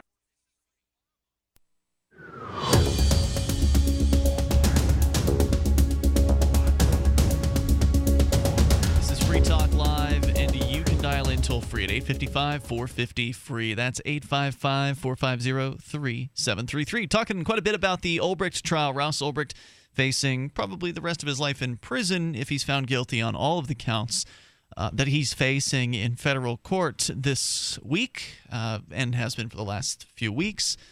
That may again put him in prison for running the allegedly running the most popular drug website in the world, at least in its time, the Silk Road 1.0. And we're discussing the murder for hire allegations that have been trotted out in the case. There's a fairly decent summary over at PCWorld.com. Now, the story we've heard about so far has been Friendly Chemist, who's the user of Silk Road, who hit up Dread Pirate Roberts, the administrator of Silk Road, for $500,000, claiming that he had user information that he was going to release within 72 hours if the site's owner did not pay up. Instead, the site's owner, Dread Pirate Roberts, went to a user called Red and White, who claimed to have been affiliated with the Hells Angels and ended up paying Red and White to ostensibly off Friendly Chemist. What we haven't talked about has been the story of the other guy who was involved with a federal agent, that there was a federal agent who was undercover on the Silk Road claiming to be a hitman. That is not the person who is Red and White. No one really knows who Red and White is. There are details on the federal agent story, and there was actually an article about the agent that helped set up a fake killing of a former employee of Dread Pirate Roberts. That story was published in Forbes back in 2013. But it hasn't been mentioned in this trial? Not in any of the summaries that I've seen. That's really weird, thus far. Right? Like they've got the FBI has a much more sort of close relationship to this particular killing that they're talking about, alleged killing or attempted killing or whatever they're calling it, but they present no evidence of it. Why not bring that out? Well, not that we know of. We're just reading summaries that people have written online, and maybe they excluded that information. How many summaries have we read? 3 2 now, right? This is the second one we're going through here, and we'll continue that. But didn't you look at another one, too? Prior to that, when you were searching around during the break? We've read the Wall Street Journal. We've read the Wall Street Journal one. We've got the summary here from PCWorld.com. Those are the only two. So anyway, Texas Bitcoin Conference. I had a blast the last time we went. It's really awesome. I'd say the highlight of it, besides the fact that I would call this the premier Bitcoin event, at least to the ones I've been to. The rest have paled in comparison. The Texas Bitcoin Conference it's awesome, and what they have is this the second annual $1 million Bitcoin hackathon that's going on. So this $1 million Bitcoin hackathon is what it sounds like. People are proposing ideas. They're hacking and creating things right there on site. In a lot of cases, they come prepared with ideas, but whatever it is, they're doing some work on site. In many cases, they're staying up all night. They've got geek fuel of gummy bears and chocolates and chips and things like that to keep them going. Lots of coffee, and at the end of it all, they're going to give out, or at least split, a prize of $1 million for these good ideas. Yeah, the last year, 4 people. It was split 4 ways, as I recall. One of them, winners, we've actually had on the show, Storage, and I think it's going to go. I think it's going to be great. There's going to be lots of great speakers there, including David Johnston, Jason King, Robert Murphy, Vitalik Buterin, Charlie Shrim, many others. We're going to be there doing our thing. It's going to be a lot of fun. Just go to TexasBitcoinConference.com to get your tickets. It's March 28th and 29th in the Moody Theater in downtown Austin, Texas. You kind of guessed the Texas Bitcoin Conference would be in Texas. Now you know it's in Austin. When you register and use coupon code FTL as in Free Talk Live, you will get a $25 discount on the $150 admission price. You'll also get to come see us. It'll be fun. Another $25 of your admission price. So that of that $125 that you're spending, $25 of that will go to Sean's Outpost. That's the charity we've picked.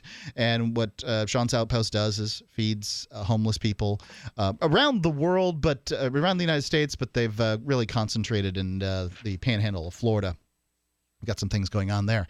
TexasBitcoinConference.com, coupon code FTL. Come and hang out with us March 28th and 29th. In Austin, Texas. So Red and White indicated in a chat with Dread Pirate Roberts, again, all this alleged, all they have are chat logs that they claim to have found on the servers.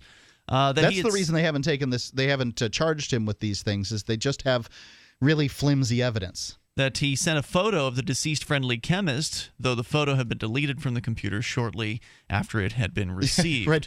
Trust us, there's a picture of this. Well, no, No. I know. He had sent it at that. Oh, I see what you mean. That's what the feds were telling the jury. Right. The prosecutors are telling the jury, really, ladies and gentlemen of the jury, there was a picture sent. We just don't have it. Trust us, we're the government. Right. A personal journal kept on the laptop indicated that on the following day, the author of the journal, quote, had gotten word that the blackmailer had been taken care of, unquote. Prosecutors also showed on a spreadsheet found on the laptop that Silk Road paid out approximately $167,000 worth of bitcoins to an account associated with Red and White. The offing of Friendly Chemist, fictional or otherwise, would not be the end of Dread Pirate Roberts' problems, though. Red and White said that his commissioned thugs questioned Friendly Chemist before slaying him, and that Friendly Chemist revealed that the blackmail attempt was part of a larger ongoing operation to defraud Silk Road and its users. Friendly Chemist was in cahoots with another British Columbia Silk Road vendor who went by multiple names, Tony76, among others. The alleged Hells Angels member explained that for a fee, Tony76 would teach other sellers to defraud Silk Road users by selling a small amount of goods to build up trust and then not delivering on subsequent larger orders. Because Tony76 helped Friendly Chemist in the blackmail attempt, it would probably be a good idea to knock him off as well, Red and White advised. Am I just seeing what I want to see in these names? But Tony76 is that a reference to 1776? Or are these all Fed names? There's no evidence that any of these people were federal agents. All right. That I've seen. Tony76 could just as easily have been born in 76. Sure. I mean, it's a pretty lame online name. Yeah. I mean, you don't sound like a person born in 76. And you don't sound like someone trying to conceal your identity as you would on the Silk Road. Yeah. More problematic was that Tony76... Unless you weren't born in 1976.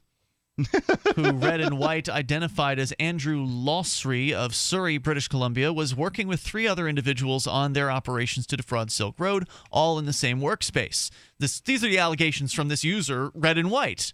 And who's to say, again, that Red and White wasn't actually Friendly Chemist in the first place, and that he's not also Tony76, and that this whole thing wasn't just a big scam on Dread Pirate Roberts. That's what I'm putting my money on. It's all one Fed. Well, no, because it was either a Fed or it was like a scam. It was either a Fed. There's another website. Let's see. It's called. I guess it's Slate, actually. It's a Slate article from back in 2013, which kind of summarizes 3 possibilities. One, Red and White was running a very long con on Ross Ulbricht, essentially masquerading as all of these parties in order to where, well, he first hits him up with this threat that I've got all this user information and I'll be revealing it unless you give me $500,000. But Ross should know, if he is the administrator of the Silk Road, that he could have no user information because there wasn't any user information in the first place. But, okay, that's just the thing. Why would he then go ahead and hire this guy to off Friendly Chemist? Hearing Derek ask these questions, I've come to the conclusion that Ross, honestly, a guy who's been incredibly foolish in setting this thing up, couldn't be as foolish as what the feds are claiming he was in this circumstance. The toll-free number is 855-450-FREE. That's 855-450-3733. But he was definitely sending money somewhere, and the feds aren't saying that he sent it to them, that they were undercover on this. There's more coming up. Free Talk Live. It's no secret that government and big business buy in bulk and get huge discounts not available to the little guy. Until now. Introducing a breakthrough crowd buying website where people can join together, buy in bulk, and get massive discounts on millions of popular products. It's TogetherSave.com. TogetherSave.com. You can save 20, 30, or even 50% off tablets, smartphones, cars, appliances, textbooks, sports equipment, video games, and much more. All with free delivery. Check it out. TogetherSave.com. Visit now and start group buying today at TogetherSave.com. Worried about getting sick and feeling terrible for days or even weeks? You need Immudyne for a healthy immune system. Why get sick and bother with products that just don't work? For just $1 a day, Immudyne is all natural and safe for all lifestyles. Call 866-257-8668 to buy now before it's too late, before you get sick. Or go to IMMUDYNE.com, Immudyne.com, or call 866-257-8668.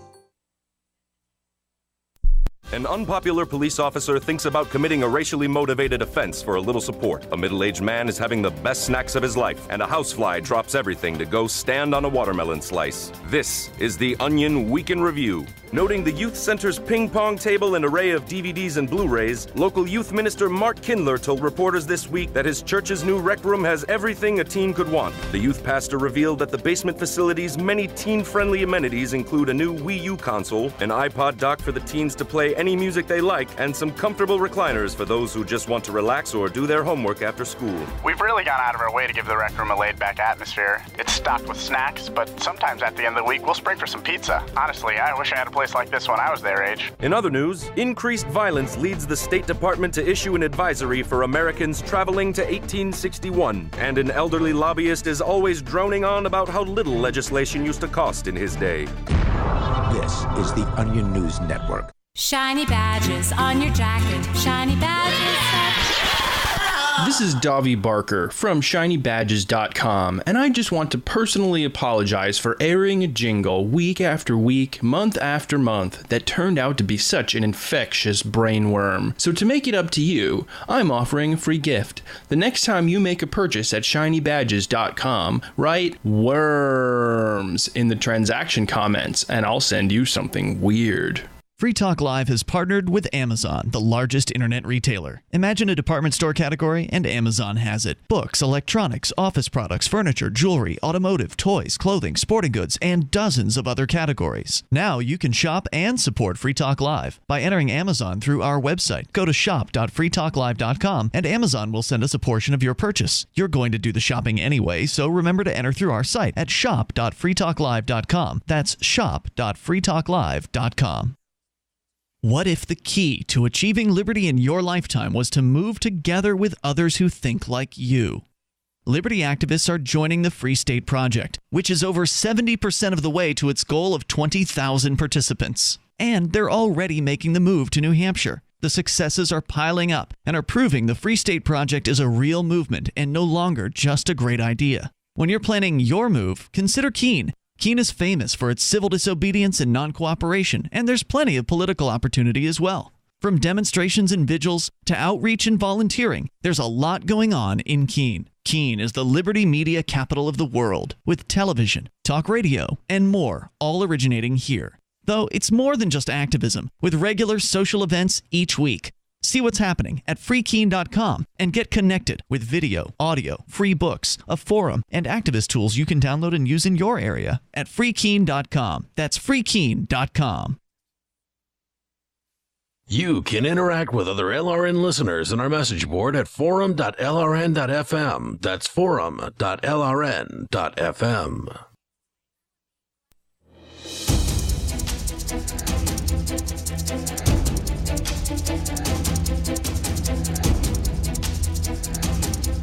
This is Free Talk Live. You can dial in toll-free here, 855-450-FREE. That's 855-450-3733.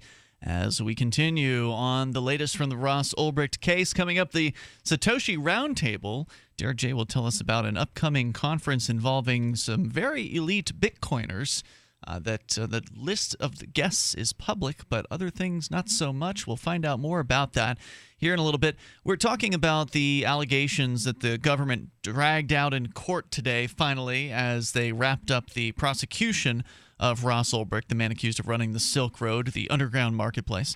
We'll talk more about the allegations around the hitmen, the claims that Ross Ulbricht, as Dread Pirate Roberts, hired hitmen to kill people who were threatening the Silk Road. We can continue with that here in a moment, but also want to let you know that if you've been thinking about getting some Bitcoin, or maybe you already have some and you want some more, or maybe you'd like to get some Litecoin or Dogecoin, you can go to expresscoin.com. They're the best choice for getting your favorite cryptocurrencies. It's fast, safe, easy, and inexpensive, and they are a licensed money services business. Get your cryptocurrencies with money order, check, or wire transfer. Just start off over at expresscoin.com. Whether you're in the U.S. or Canada, expresscoin.com can hook you up. And you can even do it from your smartphone by downloading their app at expresscoin.com. Don't forget coupon code FTL when you're ordering there, and you'll get up to $40 worth of your cryptocurrency with no fee at all. expresscoin.com. Coupon code is FTL. So we've been talking about this user on the Silk Road calling themselves Red and White. This person claimed to have committed one hired killing for Dread Pirate Roberts, the operator of the website, and then came back to Dread Pirate Roberts and said, hey, DPR, there's this other guy we happen to know about, Tony76, who's been teaching Silk Road users to defraud other customers by selling goods up front and then not delivering on larger orders later on. It's as though you'd need to teach someone that. That scam system. That's kind of one of the oldest tricks in the book, so to speak. I don't think you really have to set up classes or sell information on how to explain that to people. I wish I knew what the oldest trick in the book was. Keep reading, I guess, because Tony76 helped friendly chemist in the blackmail attempt, said Red and White, it would probably be a good idea to knock him off as well, he advised Dread Pirate Roberts. More problematic was that he was identified as Andrew Lawsry of British Columbia and was working with 3 other people. And they said, Red and White says, hey, he's got professional killers that can take care of all 4 of these pesky individuals that Ross Ulbricht didn't know anything about prior to this email. So wait a minute. This is Red and White saying, oh, you should probably knock this guy off too? That's correct. Okay. Yeah. And he claimed he'd do it all for $500,000, which, of course, by the way, was the original amount that Friendly Chemist had requested to protect the site from releasing site information. Wouldn't it be cheaper and easier to just implement a reputation system, as if the Silk Road didn't already have a reputation system? Yeah, just like vamp it up or whatever. I mean, the reputation system would take care of this problem. Also, I wouldn't hire a killer to protect the identities of people on my site. It's not your responsibility, right? I mean, that sounds like a security failing, and I would wrap that up. But if people took their chances on this site, then they took their chances. There was also a blog area of the site, right, where he could make an announcement, where he could say like, "Hey, there's been a security breach. Check your things, change your websites, change your name." Well, one of the things that happened at the end of Silk Road 1.0 and the launch of Silk Road 2.0 was Silk Road 2.0 had a new requirement that anyone who was buying on Silk Road 2.0 must encrypt their address, meaning that they had to use PGP encryption on their address when they sent it to the seller. Now, their physical address. Their physical shipping address. Yeah. Which would mean that if there were logs of the messages, and there were logs of the messages that were sent on Silk Road that the feds could access, if there were logs of messages, they would have logs maybe of people just sort of negotiating a deal, which you could also do in PGP as well. So some sellers were okay with PGP for all messages or required PGP for all messages, and others only required it for the address. But Silk Road 1.0 didn't require PGP on addresses, so there could very well have been a number of unencrypted addresses that were sort of in the database from the messages that were sent on Silk Road 1.0. If you're not willing to spend a little bit of extra time to protecting yourself as a buyer. Yeah.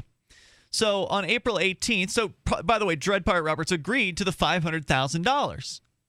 So again, he was hit up by Friendly Chemist for $500,000 in order to not reveal the names. Then this Red and White guy says he's going to murder Friendly Chemist for $150,000. Then Red and White comes back and says, oh yeah, there's 4 more guys. I'll do them for $500,000. So at the end of the day, he spent $650,000 to save $500,000. Right.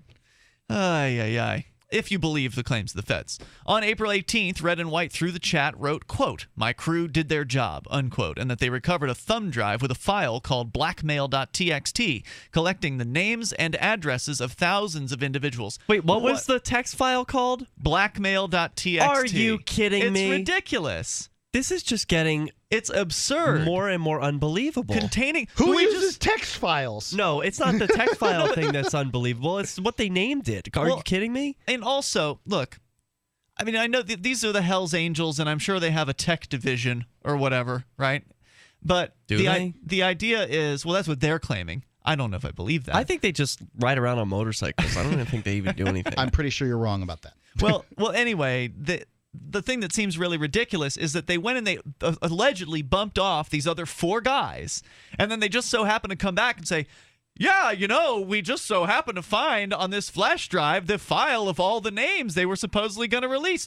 Now you can rest easy, Dread Pirate Roberts. We've recovered the names, as though if there were actually this file in the first place that had all these names, that there would only be one copy of it.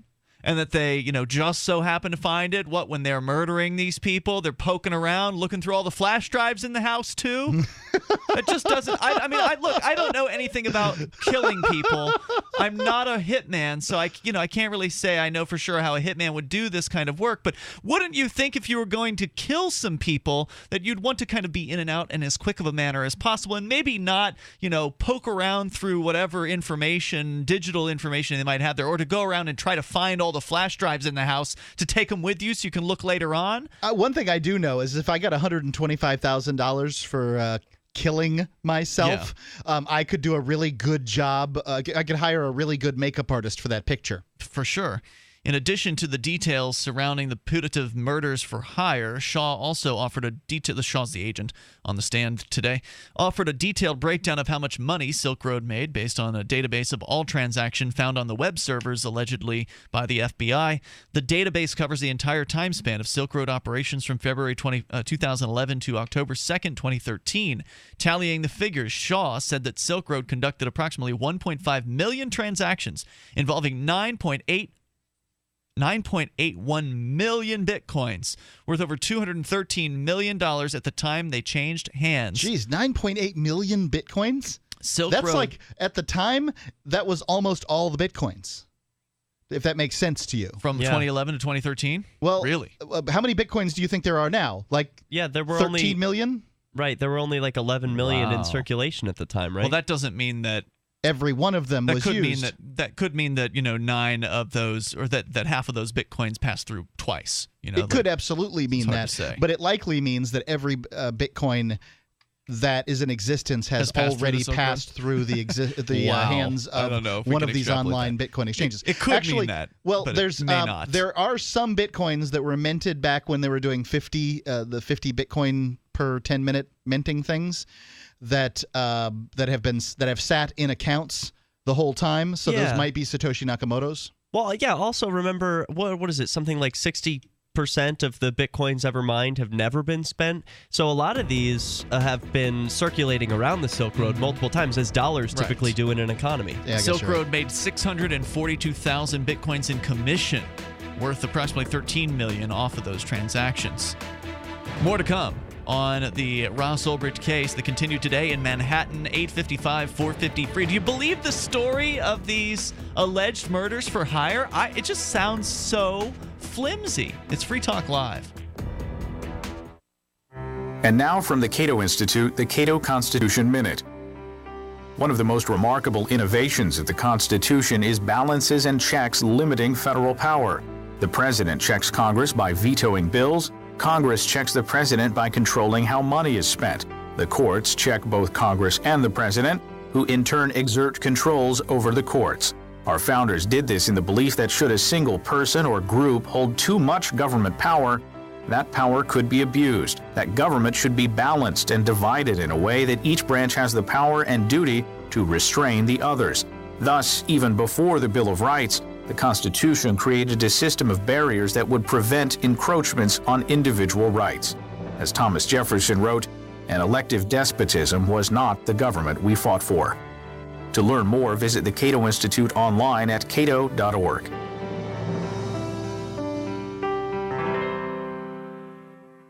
Hey, guess what? They've got some great deals for Valentine's Day at guns80.com. They're calling it the Sweetheart Special. Guns80.com has lowered the price way down to $400 up until Valentine's Day. Order your Ghost AR-15 now. Tell your sweetheart that this is the right gift at the right time. Buy one for yourself. Buy one for your sweetheart, too. Your sweetheart will thank you for being so tuned into his or her needs. Get a brand new Ghost AR-15 right now for $400. Heck, buy two. His and hers. Go to guns80.com or call and ask for the Sweetheart Deal.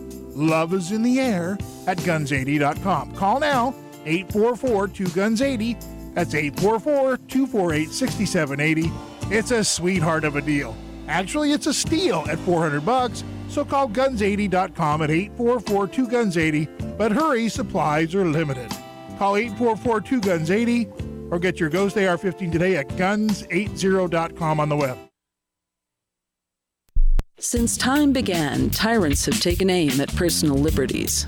Now there's a movie that aims back. The government has no more right to tell us what to put in our bodies than they have to take our guns or tell us what books we can read. 6 drug police were eaten by bears while raiding a marijuana farm. On your knees, you dirty hippies! Jesus. On your knees! What's the problem, officer? Today, many cops who enforce pot laws do so only because it provides them with cushy jobs, good benefits, and a chance to push people around. I was an undercover narcotics officer. The drug war is nothing but a farce. The Second Amendment says you gotta keep you and your gat intact. Guns and Weed, The Road to Freedom. A film by Michael W. Dean and Nima Vadadi. DVD available now at gunsandweed.com or on Amazon. That's gunsandweed.com. Makes the perfect gift. Remember, that's gunsandweed.com.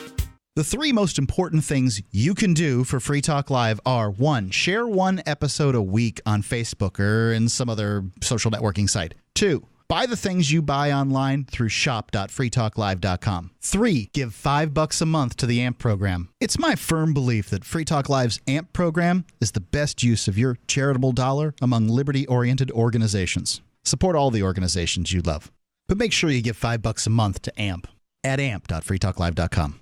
Ross Ulbricht was arrested by the FBI in 2013 and charged with victimless crimes in relation to allegedly operating the Bitcoin-based Silk Road black market. He has been in a prison cell awaiting trial ever since. If he did it, he's a hero for making the black market a safer place. If he did not, he's a man wrongfully accused. Either way, if you love freedom and want to end the war on drugs, Ross and his family need your support. You can learn more and help fund his defense at freeross.org. That's freeross.org. If you enjoy LRN.FM, please contribute to your favorite shows via their websites and become an amplifier at amp.lrn.fm. That's amp.lrn.fm.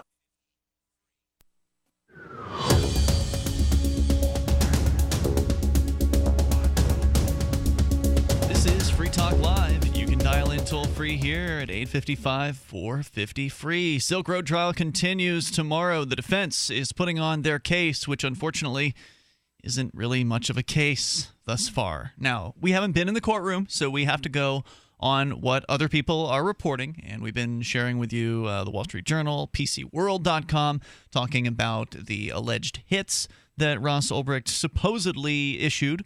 They're claiming he did. All they know is someone named Dread Pirate Roberts on a server somewhere did this, and then again, that's presuming you believe the claim that the chat logs are legit and weren't planted there by the feds. The story does sound place. incredible when we've gone through it here, and you can get the archive tonight after about 11 o'clock Eastern time at freetalklive.com, so you can listen to the whole thing. But it just, I've bounced around on this case, but reading these claims on this hit, it just sounds ridiculous. It's almost impossible to believe that Ross Ulbricht, who is not a stupid guy, could have fallen for this. If this actually did transpire and Ross was the person behind Dread Pirate Roberts, the idea that he could have bought this hook, line, and sinker and just sent away hundreds of thousands of Bitcoins to people making claims on his anonymous website, it's just mind-boggling.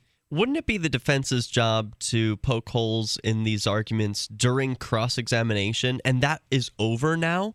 That's correct. So what were they doing? I mean, it's not clear what cross-examination happened of this particular witness in any of these stories. I would like to hear a summary of that. That could be interesting. Yeah, I mean, it seems like that would be their only hope, is to say, like, well, would this evidence stand up in any other court? I mean, this is not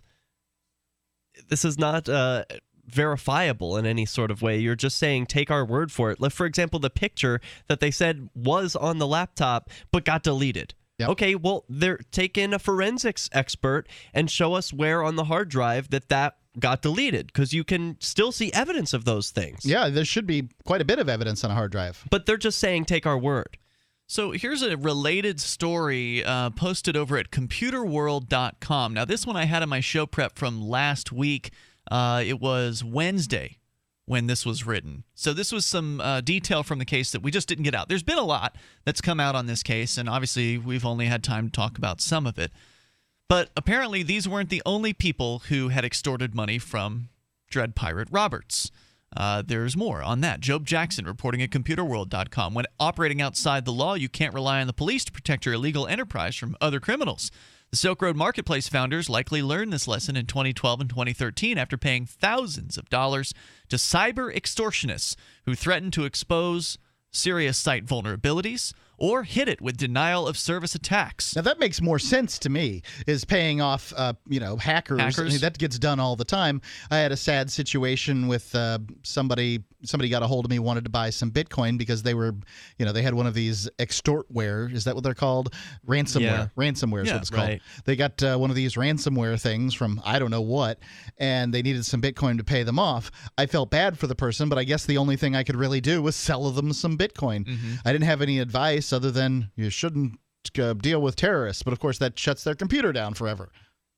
The extortion information emerged during testimony from IRS Special Agent Gary Alford, who had subpoenaed the emails of Ross Ulbricht as part of his investigation. Ulbricht, of course, is on trial in district court in New York.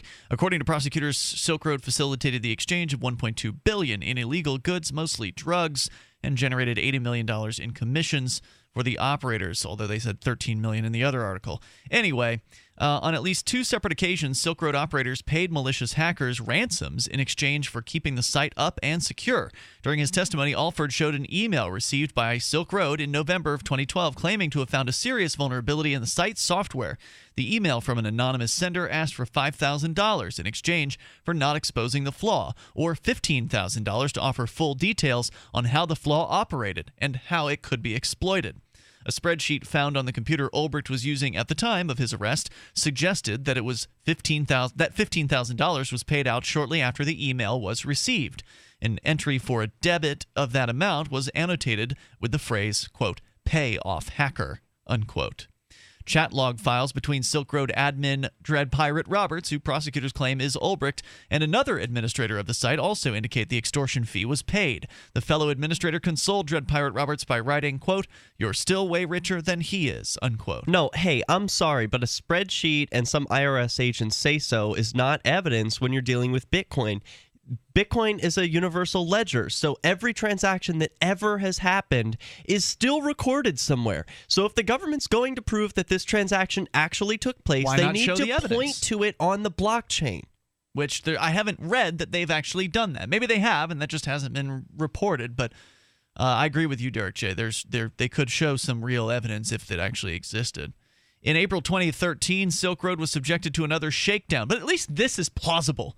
You know, that these claims are plausible, that some hacker, extorted him for money. And if you look at it from the perspective of Dread Pirate Roberts, if he pays $15,000 and actually gets useful information that plugs a hole in the site that's generating him hundreds of thousands of dollars, then that's a small price to pay. Agreed. As opposed to $500,000 for a questionable claim. Yeah, but they're not claiming there's anything immoral about what Ross did in that transaction, right? Paying off some hacker? True. That's true. In April 2013, they were subjected to another shakedown. An anonymous party had hit the site with a DDoS, a distributed denial of service attack, which can congest servers to the extent that legitimate users can't access the targeted site. Silk Road paid $10,000 to stop the attack, according to the site's ledger. However, the attack continued even after the money was deposited to the anonymous account, according to Dread Pirate Roberts' chat logs. The alleged chat logs. Somebody realized there was a DDoS going on, sent a ransom note to Dread Pirate Roberts, got paid off, and then could very well nothing happened? Yeah, or they just kept the DDoS attack going. Why would they do that? Well, you already got $10,000 from him. Why not keep it going and get $10 more or bring it back, next week? Why not, indeed? Or whatever. Federal prosecutors maintained Ulbricht was the mastermind behind the Silk Road. And a DDoS, there's really not much you can do to that other than sort of strengthen your server, right? Mirroring and things like that. You can, yeah. Didn't the Silk Road also have an escrow service built in? That's correct. So why wouldn't they just use the escrow to negotiate? You take down the DDoS. I see what you're saying, and I'll hold it in escrow. We'll pay you when it goes away.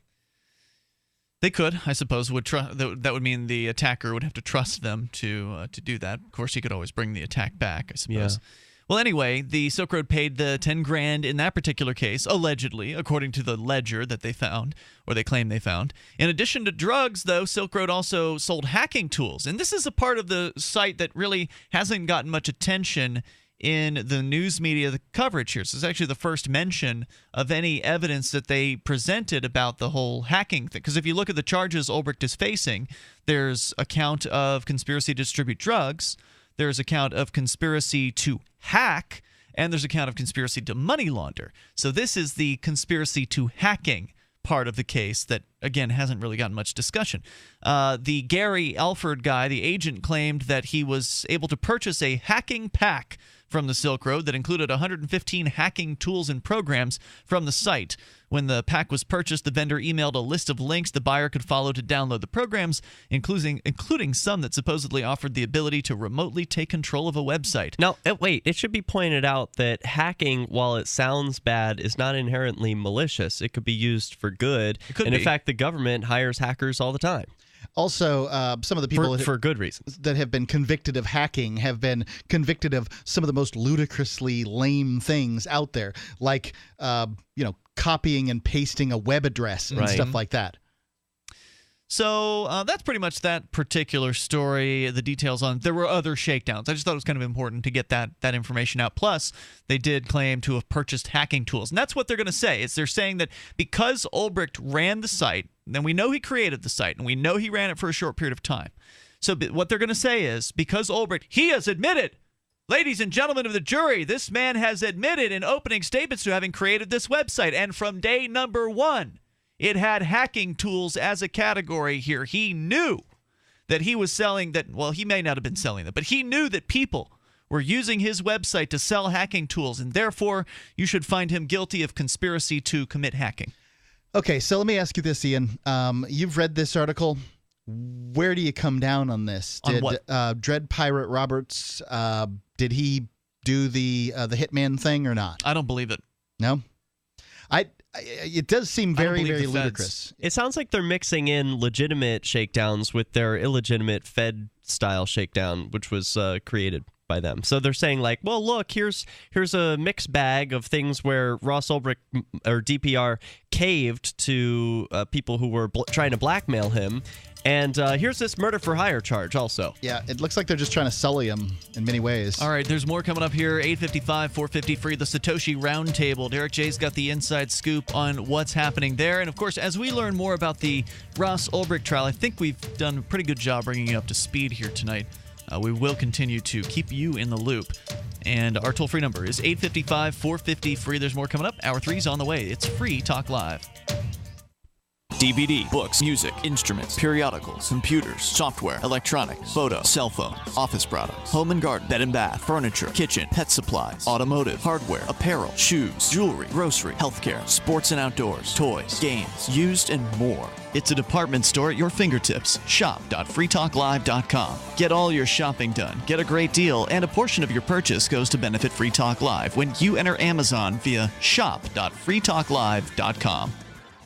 Nothing compares to a good cup of coffee. But if you're getting your coffee from the store, you're likely not getting a good cup of coffee. Free Talk Live's teamed up with BuzzBox to bring you a free pound of the best coffee, shade-grown, organic, top 1% grade Arabica. But what's different is that for every 10 people that get coffee through our link, coffee.freetalklive.com, we can give another microloan through Kiva. When the loan's paid, we lend the money again. Help others, one cup at a time, coffee.freetalklive.com.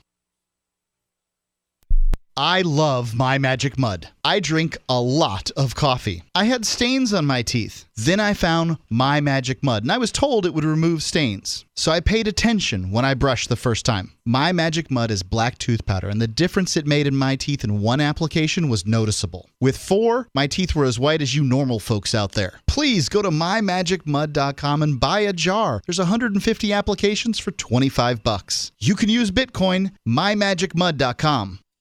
You can listen to Free Talk Live on the radio, podcast, satellite, webcam, and our live streams. But did you know you can listen to Free Talk Live from any phone, anywhere?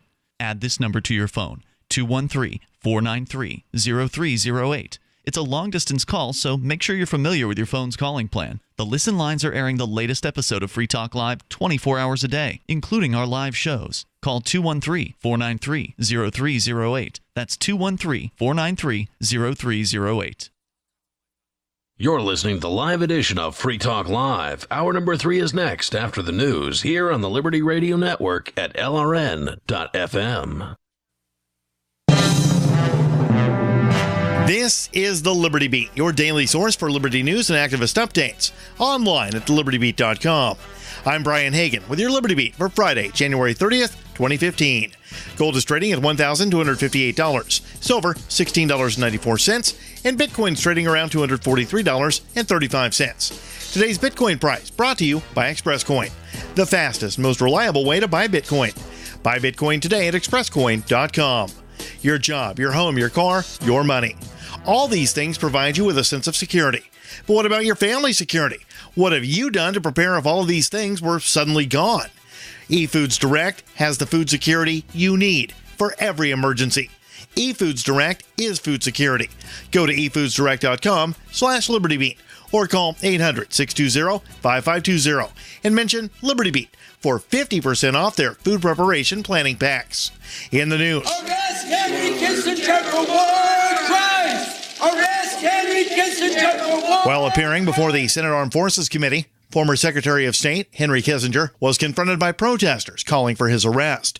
Activists with Code Pink interrupted the proceedings, holding a banner and carrying handcuffs. Senator John McCain referred to the protesters as low-life scum when demanding that Capitol Police remove them. If we can't get the Capitol Hill Police in here immediately, McCain apologized to Kissinger. I have never seen anything as disgraceful and outrageous and despicable.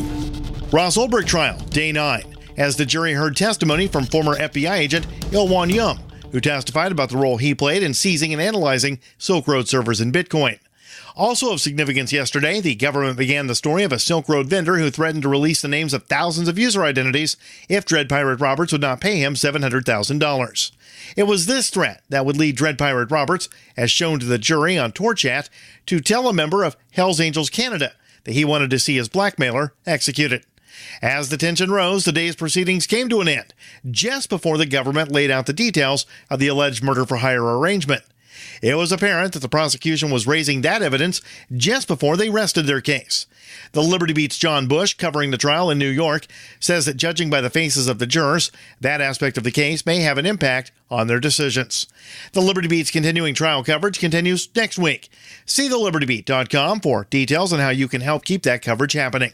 Support for the Liberty Beat Silk Road trial coverage comes from the Free State Project, where thousands of liberty-loving activists are moving to New Hampshire, including Ross Ulbricht's mother, Lynn. Get 101 reasons to move into an amazing and growing community of awesome libertarians and volunteers at freestateproject.org. This is the Liberty Beat for Friday, January 30th, 2015. Check out the website at thelibertybeat.com. The U.S. Senate Thursday afternoon approved a bill to complete the construction of the Keystone XL pipeline. The bill passed with a vote of 62-36, including support from both Democrats and Republicans. The pipeline, which would run from Canada's indigenous lands through Nebraska and into Texas, has been heavily debated for 6 years. President Obama has stated he will veto the bill. Indigenous communities in Panama's Gabe Bugle region will be meeting with Panama's vice president and government officials after giving the government a deadline to cancel a planned hydroelectric dam. The indigenous communities warned the government they would take forceful measures if President Varela did not cancel the project by February 15th. The community members say the Barro Blanco project would affect more than 2,000 families. Victoria Nuland, the Assistant Secretary of State for European and Eurasian Affairs, condemned Russian state news agency RT and its, quote, tiny audience over recent coverage of the conflict in Ukraine. Nuland said the media agency spews lies about who's responsible for the violence in Ukraine. While speaking at a Brookings Institution event in Washington, D.C., the Assistant Secretary said the Russian media was lying when it reported the Ukrainian army was representing NATO's interests, and also denied claims that Ukraine was behind a rocket strike that killed 30 civilians. This broadcast of the Liberty Beat is sponsored by Midas Resources Incorporated, helping clients convert their paper 401ks and IRAs to solid gold and silver. Get their 10 Reasons book free by calling 800-686-2237. That's 800-686-2237. Support also comes from The Corey Moore Show, comedy-minded and liberty-focused. Live each Friday night at 10 o'clock Eastern at CoreyMooreShow.com. This is the Liberty Beat for Friday, January 30th, 2015. I'm Brian Hagan reporting, reminding you, spread liberty with a smile. The Princeton Medical Institute has found that the most common deathbed regret, more than losing contact with family or spending too much time at the office, is never having sprayed a fire extinguisher all over the place. Similar themes emerged in our interviews with dying patients. Some wished that they'd taken more risks. Others wished that they'd lived a life truer to their dreams.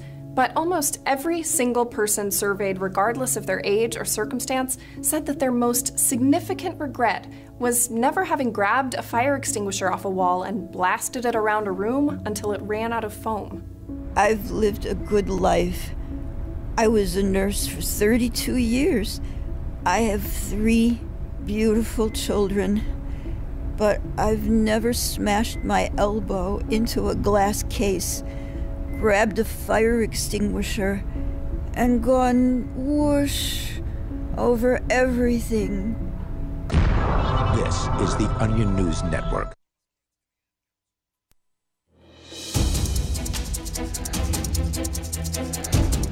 Free Talk Live, Hour 3. We'll take your calls about whatever you want, and of course you can bring up anything. That is the point of Free Talk Live. Our toll-free number is 855-450-FREE. We got into a lot of detail about the Silk Road trial. Ross Ulbricht it's all going to wrap up probably within the next couple of days, and he is going to be at jury deliberations time likely by some point on Wednesday, and then maybe spending the rest of his life in prison unless things happen Monday.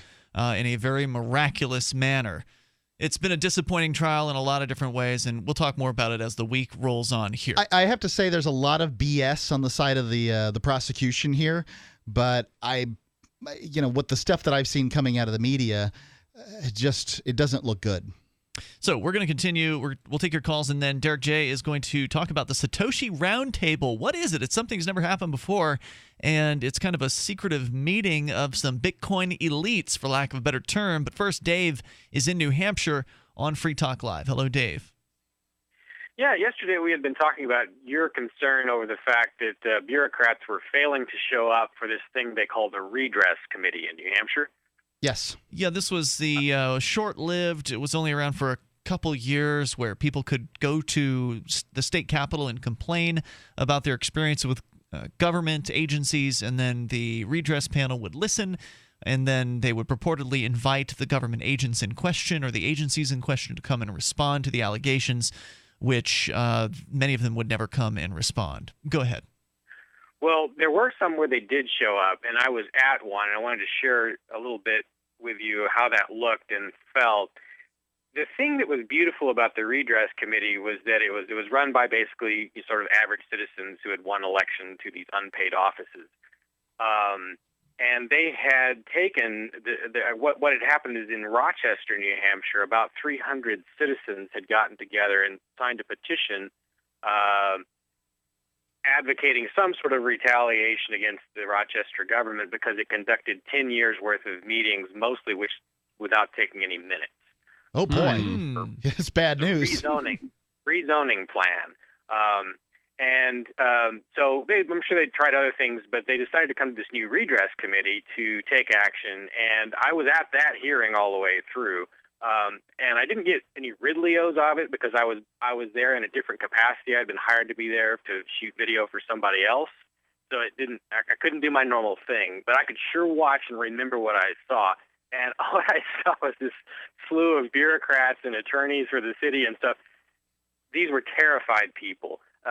One of the sort of figurehead type officials kept wandering in and out of the committee and poking his head in to make sure he hadn't been, sentenced to electrocution yet. It was, there was a reporter there. This was how it was supposed to be. This was how all the hearings were supposed to be. And the thing that they did at the end of it was they recommended that I guess they had a series of recommended penalties for the mayor. And one of the opposite, well, I don't know if I'd call him an opposition, one of the Democrats on the committee, who was sort of the minority, said that if they had gotten that through, they would have been a summary removal of office for the mayor and some other officials. That'd be great. Yeah, that'd be terrible. So again, this was all on track pretty much. That it just passed. I think I don't know what the final committee vote was here, but this was again all frozen in time when the Democrats regained control of the House and shut down the committee's activities. Mm-hmm. And there's no way to know for sure if it'll ever come back. Right. It'd be a question of whether they try to bring back the committee this session. Have you heard any rumblings? I mean, is there talk about that? Well, what has happened is the people who tended to be in favor of this redress committee being formed would be probably considered the O'Brien faction, with the former House Speaker and infamous individual Bill O'Brien, because he was hated for cutting the government by 12%. So that faction has actually set up an office, like a separate. It's almost like a shadow government. Yeah, this is pretty ridiculous for our listeners that are obviously not familiar with this. You wouldn't know anything about it outside of the political circles in New Hampshire. But there was this character named Bill O'Brien, who was the State House Speaker in the past, who they tried to bring back to head up the State House again now that the Republicans have taken back hold of it. In New Hampshire, the power in the State House tends to transfer back and forth between Democrats and Republicans pretty much every 2 years, 2 to 4 years. It'll go back and forth, which is usually a good thing because it means that when the Dems get in control, they undo some of the bad stuff the Republicans did, and then when the Republicans take back control, they undo some of the bad stuff that the Democrats did. And anyway, they tried to get this guy Bill O'Brien back in, but he lost by just a few votes to this kind of upstart guy who is supposedly is a Republican but has the backing of Democrats because they hate this other guy O'Brien so much. This new guy, he's like one of those rocket pops. He's like red and white, red and blue at the same time. Yeah. So what you're saying is, Dave, that the infighting within the Republican Party in New Hampshire has gotten to the point where the people who support O'Brien, this original character, have now sort of cloistered themselves off from the other Republicans who support the new guy, Jasper, and that there's constant infighting between these groups. Correct. And it seems a little childish to me that they're taking this step, but it is a step that they're taking. And I don't know how much it has to do with their desire to reform the Redress Committee, but I suspect that, if it's O'Brien leading the charge here, the people that are going to kind of tend to gravitate towards him are the pro-redress people. So I think, if I should clarify, this office was going to be set up. I don't know if they finished setting it up yet, but if there is this separate office right across the street from Concord, I bet that will be coming up in discussion a lot at that office. Yeah. I want to be careful that we don't get too deep into politics in New Hampshire. I don't know how interesting all those details are, the names or whatever. I think it is of some interest to know that there's a major sort of rift in the Republican Party. Yeah, rift in the Republican Party here. Unfortunately, the ballot access restrictions in New Hampshire are pretty restrictive, and so it's not like the Republicans can just break away and start their own third party. That's not an option here. So I guess the infighting will continue. Dave, was there anything else you wanted to report on tonight? Well, there's a method to the madness here, and the whole idea of focusing on New Hampshire politics is that we need to continue doing that because our goal should be to sort of make New Hampshire like, America's second capital. It should be the place that, like in Washington politics, everyone in the country can talk about Washington politics, right? We want to get to a point where they can also all be interested in what's happening in New Hampshire, because if we get the world to stop focusing on That's a big dream. Washington, I mean, I appreciate dreaming big, but what are the odds that's ever going to happen? I mean, I couldn't have told you anything about New Hampshire politics. This call is what I can do about it tonight. Yeah. Well, no, I see where you're coming from, but at the same time, politics elsewhere outside of one's purview is not particularly interesting or intriguing. Most people couldn't tell you their city council person's name. Right. I mean, most people in New Hampshire probably don't know who Jasper is, who's this new guy who's like kind of a former cop who's now taking control of the State House. I don't know about any of this stuff that you guys have been talking about. I've been living here for a while. This is the problem, and that's why it needs to be fixed, and this is what I can do to fix it.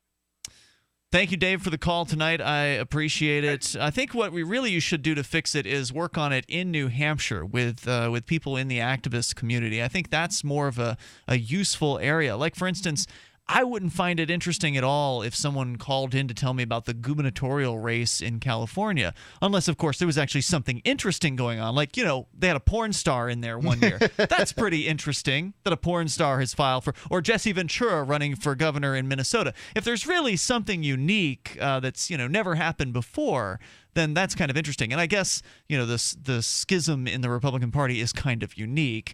And budgets going Hampshire. in reverse is also kind of unique. I never hear about that in other places. But in New Hampshire, they actually reduce budgets. Yeah, the spending under O'Brien went down by, I think it was 11.8%. Like, that's a big deal. Tremendous.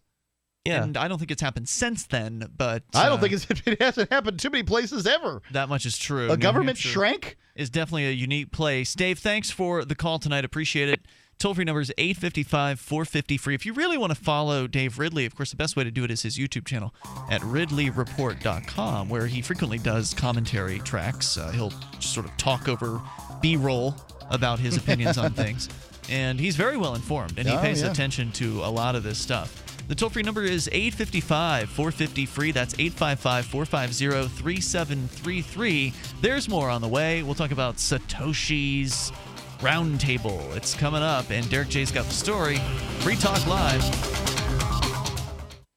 My golden retriever, Sundance, is a lot more playful now. She has more pep and energy than I've seen in years. Tons of energy. Petey is having fun again. He's got a shiny coat and a good healthy weight. Molly's been having 4 scoops a day. She pushes her little bowl all the way across the room, emptying every last single crumb. She has slimmed down and gotten this puppy look. She's got life. She's got energy. She's got stuff to give. We get asked all the time when we're at shows, how do you get your dog so healthy and shiny and glossy? DINOVITE.com. 859-428-1000. The omega-3 fatty acids. Flaxseed, zinc, alfalfa. The digestive enzymes that are cooked out of regular dog food. Family will be on Dinovite for the rest of his life. Just feed your dog right. Use Dinovite. If it's working, don't quit.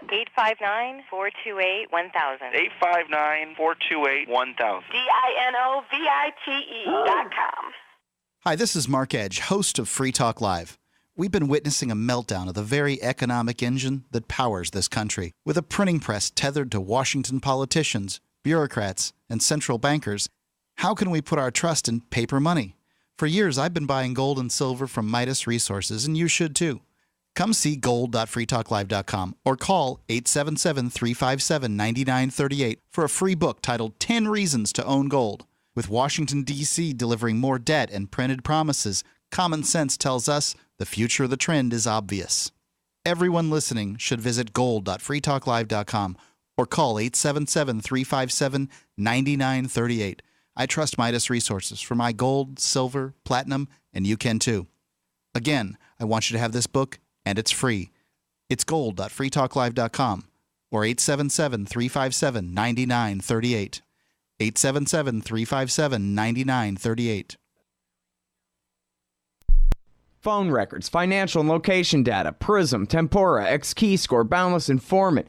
Hey, y'all, Scott Horton here for offnow.org. Now, here's the deal. Due to the Snowden revelations, we have a great opportunity for a short period of time to get some real rollback of the national surveillance state. Now, they're already trying to tire us by introducing fake reforms in the Congress. And the courts, they betrayed their sworn oaths to the Constitution and Bill of Rights again and again, and can in no way be trusted to stop the abuses for us. We've got to do it ourselves.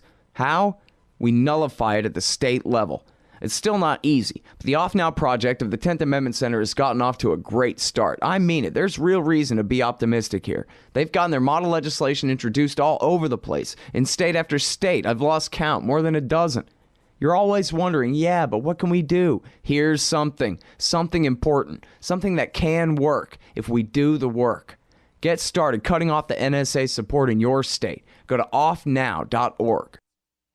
Did you know that you can listen to and watch Free Talk Live during our live show 7 days a week from 7 to 10 p.m. Eastern via our studio cam at cam.freetalklive.com? Not only that, but you can also chat with other listeners at the same time. Do I need to mention that both the studio cam and chat room are totally free? Outside of Free Talk Live's live hours, you won't see a cam feed, but will hear audio from the Liberty Radio Network. So listen, watch, and chat all free at cam.freetalklive.com. That's cam.freetalklive.com. Gabino lives in Palcopata, Peru. He buys old appliances like irons, radios, and TV sets, fixes them up, and resells them. He saw an opportunity to expand his business and needed a loan to buy more appliances. Free Talk Live helped him get a loan, and the expansion was a success. You can help us help more people by getting your coffee through coffee.freetalklive.com.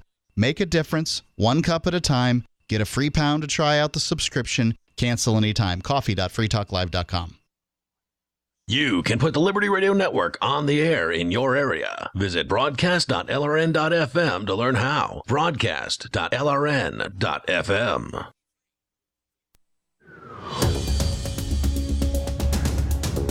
It's Free Talk Live. You dial toll-free here. We'll take your calls about anything you want to discuss. 855-450-FREE. That's 855-450-3733. We've got Skype.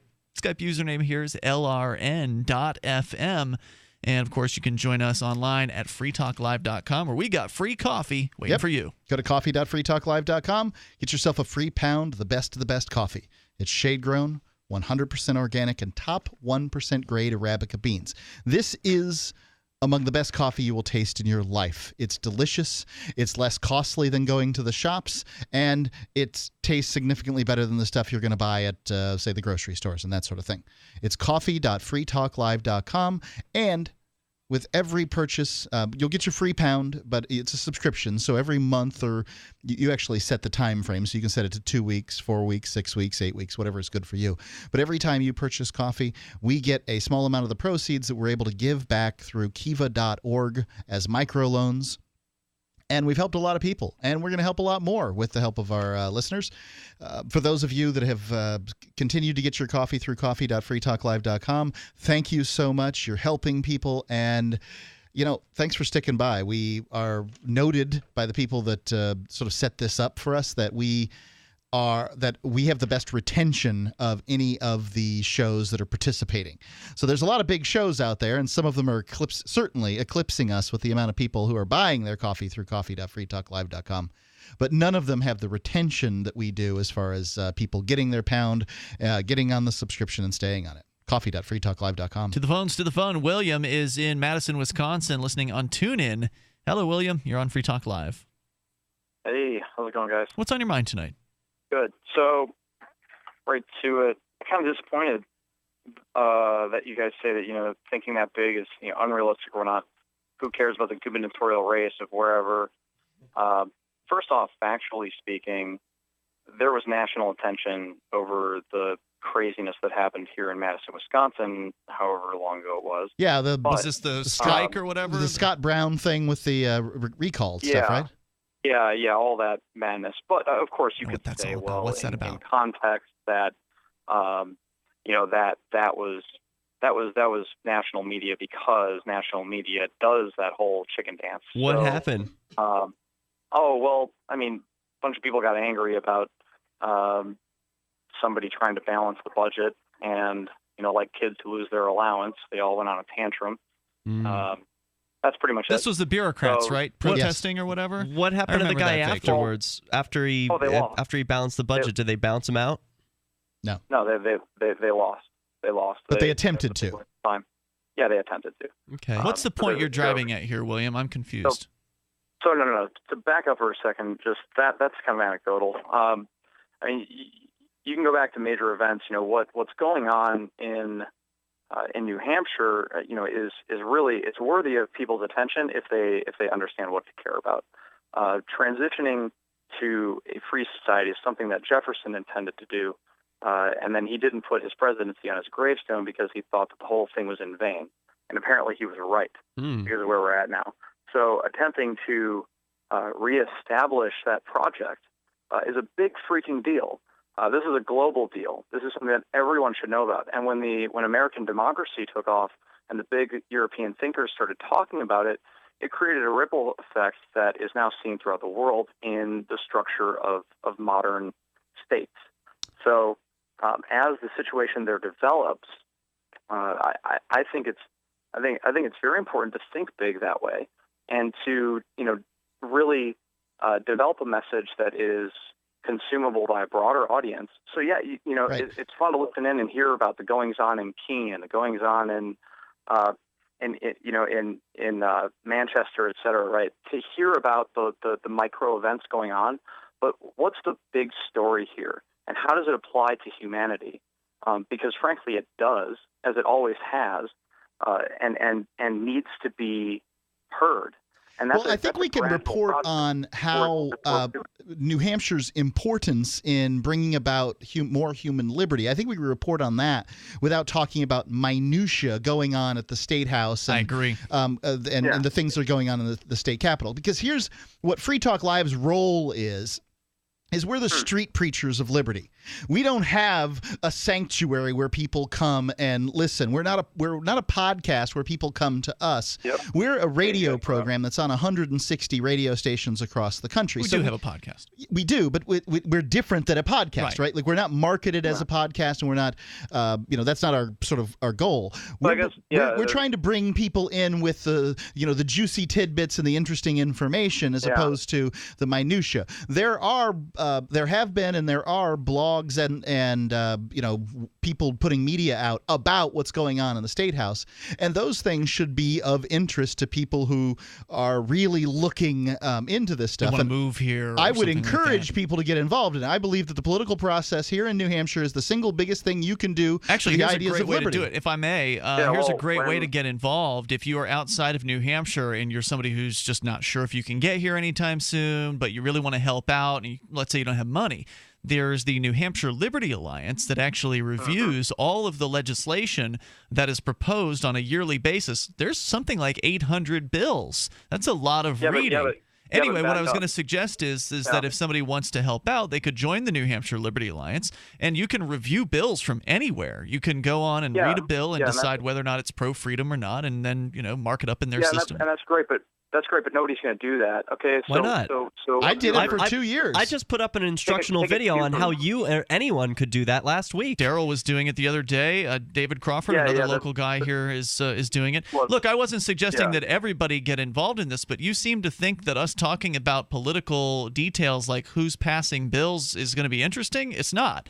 It's not. Oh, What's no, interesting? No, that's not at all. No, you're putting words in my mouth here. Okay, then what were you saying? Okay, so the world was watching when the Declaration was announced. Right, the world was watching for an event. The Declaration of Independence. And so, yeah. So how would the world have watched anything about that? It was in the 1700s. It's called news media. It's called what's the big event, right? So the big event here is when, or I would speculate would be when is secession going to happen, or what is the big event that people should care about, and what does it mean to them? And that's not like the overarching platform that you guys have. Of course, you guys are there to talk about things that are going on that are interesting, cool topics that you have on all the time. Bringing on Thomas Woods, bringing on other folks like that, right? And talking about a whole range of issues that are fun and edgy and all that. But what I would challenge you guys as not as radio hosts, but as thinkers and as leaders in a movement, to think about when you're talking with not just internally but externally with Free State Project, with other liberty folks, Lou Rockwell, et cetera, the big guys, is where is the unified approach to create a big event that everyone can care about and tying that big event to something that matters, right? Those are such general terms.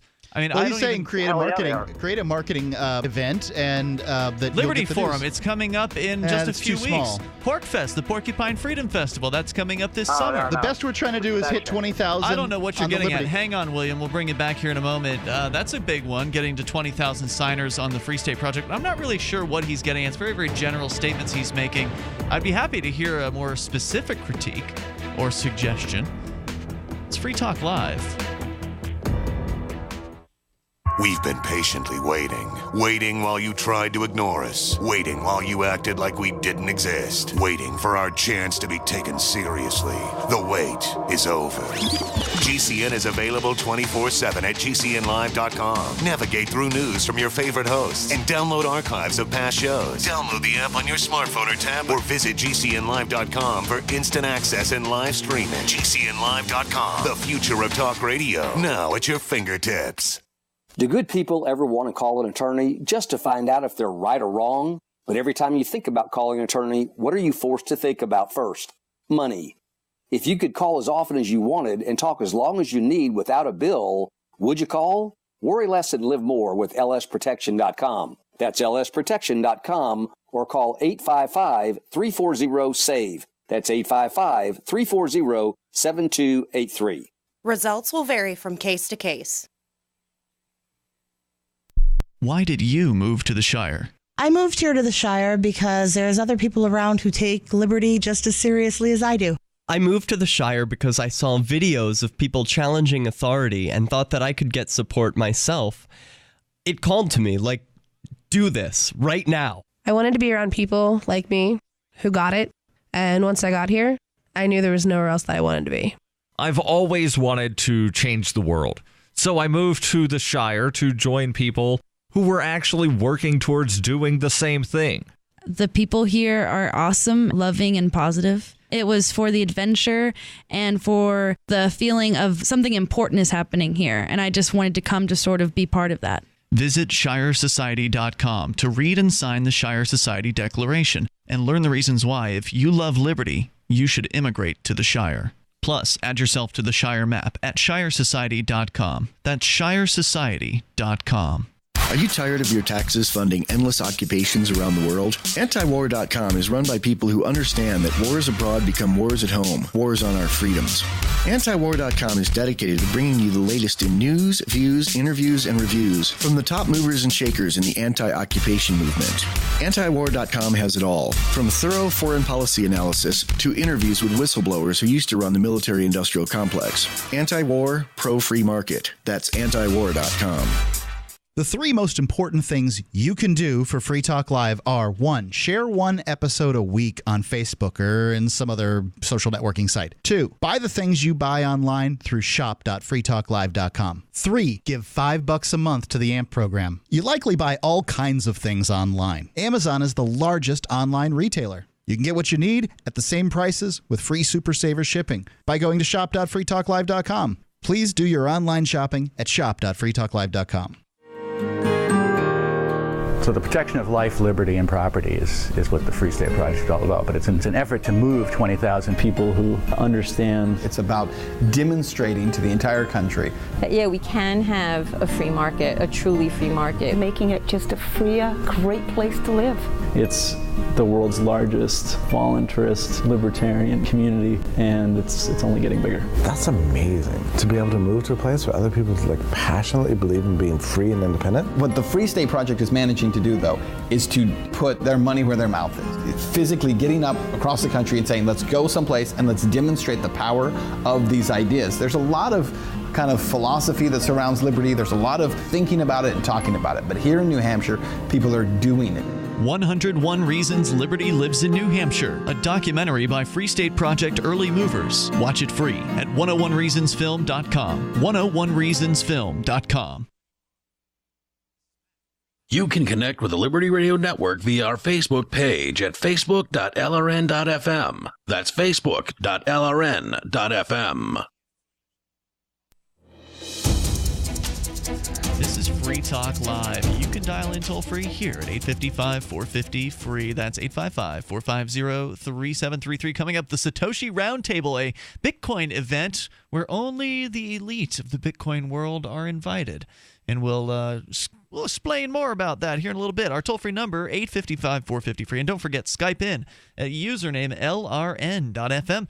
As we, by the way, I want to get back to your phone calls and thoughts here. We do still have William on the line, and I want to find out a little bit more about what he's getting at with this whole big idea thing that he was discussing before. But another big idea is to come to the Liberty Forum. This is a big event. And Mark, you said you didn't think this was big enough. This is a big event. This is probably one of the biggest libertarian events out there going in the world right now. The Liberty Forum. No, I'm not saying the event's not big enough. I'm saying this gentleman is talking about a very big event. This is a big event, and it happens yearly, and Free Talk Live is there broadcasting live from the event. So, if you got something to say, you can always come to Liberty Forum and get on a microphone with us. But it's a lot of fun because they always have all kinds of great guest speakers. Ben Swan is going to be one of the keynote speakers this year. Jeffrey Tucker is back as another keynote speaker as well. And a third person I don't have in front of me right now. I apologize. Don't remember who it is. Go to nhlibertyforum.com. You can get signed up there. And actually, there's a way that you can get free admission to the Liberty Forum this year. Look, here's how it works with these conventions. It's not this way with Keenvention, but with most conventions, it's this way. If they sell enough rooms in the hotel, they get the convention space for free. And at a hotel like the Radisson in Manchester, which is the biggest convention space in New Hampshire, from what I understand, it's probably not cheap to rent that space. So the idea is if they sell enough hotel rooms for the hotel will give it to them either at a discount or gratis. Now, I don't know if it's discounted or it's gratis in this case, but they're getting a break if they reach a certain number. And they need to get 40 more rooms. So, and what that means is, I found out about this, the 40 rooms means nights. So if 14 people were to sign up for 3 nights on the Liberty Forum weekend, then they would have enough rooms to, get the discount or the freebies that they're trying to get. So that's why they're giving out free tickets to the Liberty Forum. That's a big deal. To between now and the 12th, to anyone who will go ahead and get register. On it now. Go ahead and register 3 rooms. So Thursday, Friday, and Saturday night. If you're going to Liberty Forum, if you've been thinking about Liberty Forum, you're going to want to stay in that hotel. You don't want to stay down the street. You want to be in the event hotel. So you're going to be there anyway. You register the room under code LF2015. That's Liberty Forum 2015, LF2015, when you contact the Radisson. Then once you've reserved the room, email me at ian@freetalklive.com, and then I will collect your name and your email, and I'll send that along to the organizers of the Liberty Forum. That's what this promotion's all about. That's why it's limited time. She's got the organizer has basically 10 days to sell 40 nights. I think that's doable. Yeah. So go to nhlibertyforum.com, and when you are reserving your rooms over at the Radisson, use code LF2015, and then email me your reservation information at ian@freetalklive.com for the freebie. Patrick Byrne is the other speaker, the third one. Oh, yeah, from Overstock.com. Yes. All right, so back to William in Madison. William, you're saying we're getting it wrong, or we could be doing it better, or something like that, and that we need to promote a bigger idea about New Hampshire. Is that right? Well, to tie it in, let me make a metaphor here. So you guys are, and I feel this way too sometimes. So I think it'll resonate with a lot of folks out there. Is that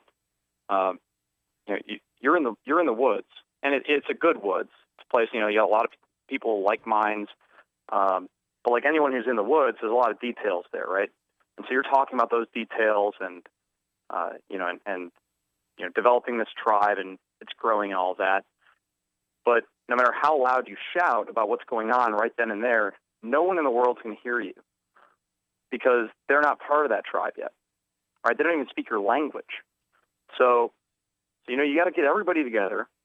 You got to build a big freaking fire and send up a smoke signal that everyone in the world will see. Yeah, that's kind of what we're doing here in New Hampshire. We've got Free Talk Live. Let him give his suggestion, because he hasn't gotten to anything specific at all. This is specific.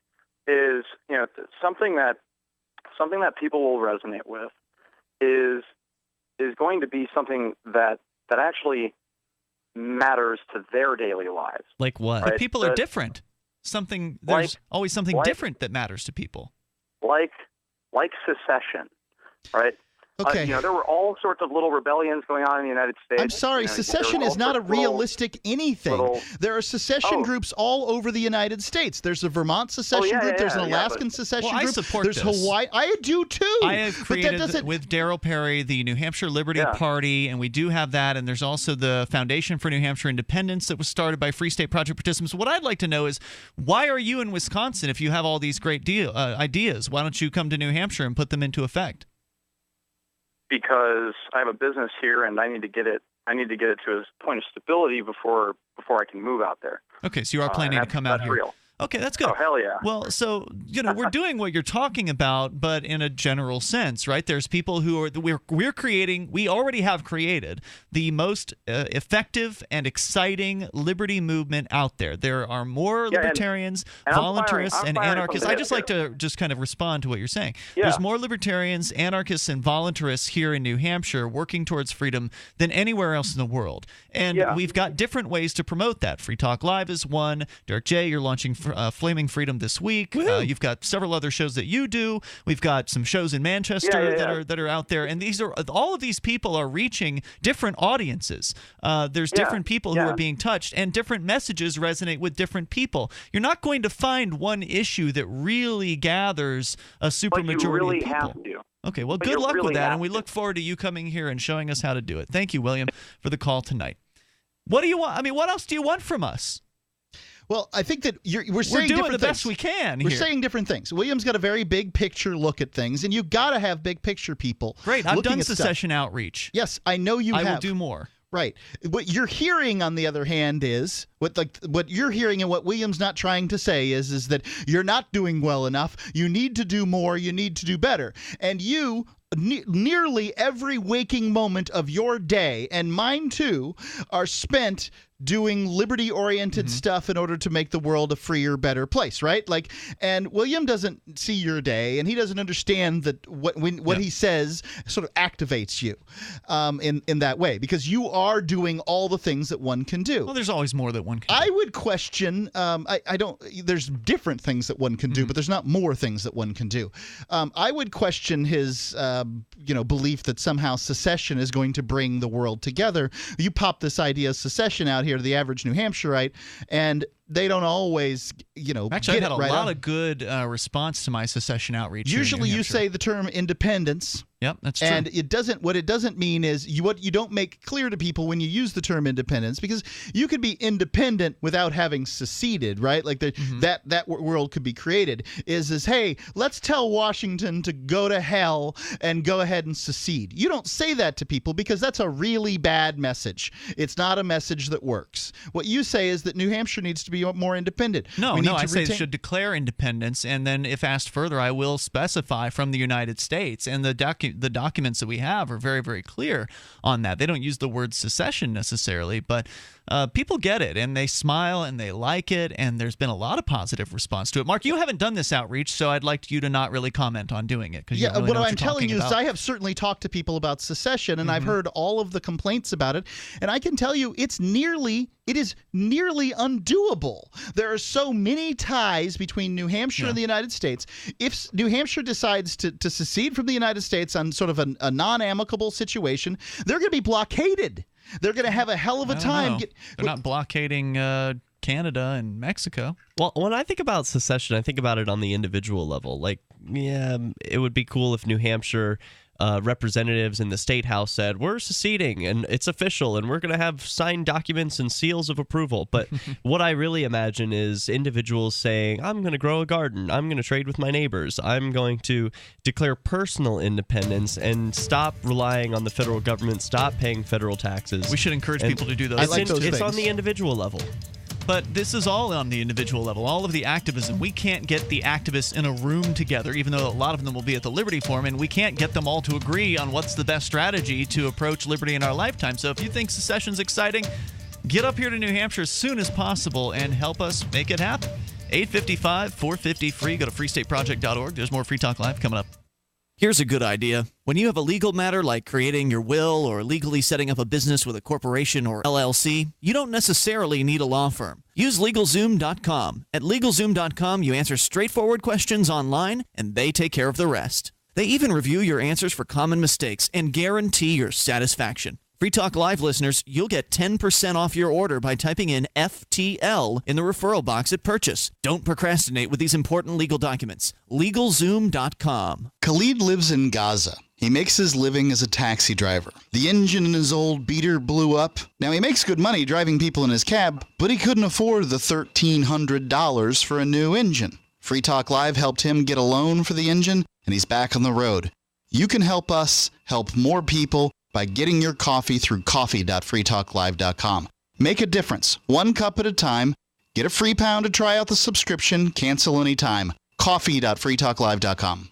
Ted Anderson telling you about Jordan Rubin's Beyond Organic Green-Fed Raw Cheddar Artesian Cheese featuring whole milk created through ancient dairy breeding, unpasteurized, untreated whole milk on the same farm the cows graze, containing natural sources of omega-3s, CLA protein, calcium, probiotics, and enzymes. I have never tasted cheese this good, and you need to try it. Contact your Longevity distributor or call 877-878-4203 or go to gcnteam.com.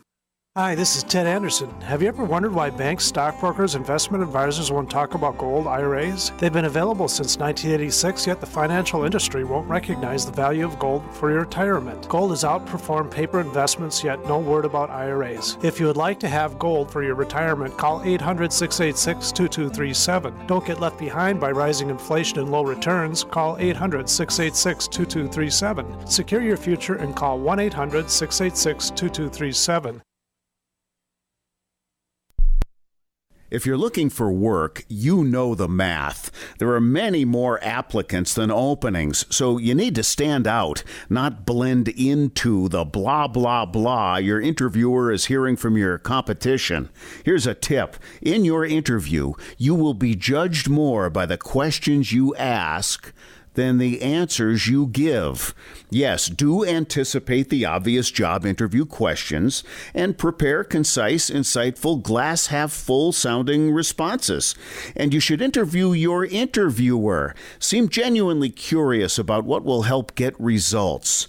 With money and attention so scarce now, effective communication skills have never been more important. You want to cut through the clutter. For more tips for job seekers and making all the other conversations you have more productive, hit survivalspeech.com. I'm Holland Cook. If you want to know the latest about Free Talk Live before we go on the air, all you need to decide is how you want it delivered. It's your choice. Visit news.freetalklive.com. You can get emailed announcements and participate in contests via our email updates list. Plus, we have a Twitter account that you can follow and a Facebook page where you can become a fan. So visit news.freetalklive.com to get news about Free Talk Live as soon as it's announced and the way you want it delivered at news.freetalklive.com. That's news.freetalklive.com. This is Mark of Free Talk Live. We've been witnessing a meltdown of the economic engine that powers our country. With a printing press tethered to Washington bureaucrats and New York central bankers, how can we trust paper money? For years, I've been buying gold and silver from Midas Resources, and you should too. Call 877-357-9938 for a free book titled 10 Reasons to Own Gold, or go to gold.freetalklive.com. Again, 877-357-9938. 877-357-9938. While our satellite channel is free to listen to, it's not free for us. You can help us cover our satellite costs with the chip-in on the right side of the page at lrn.fm.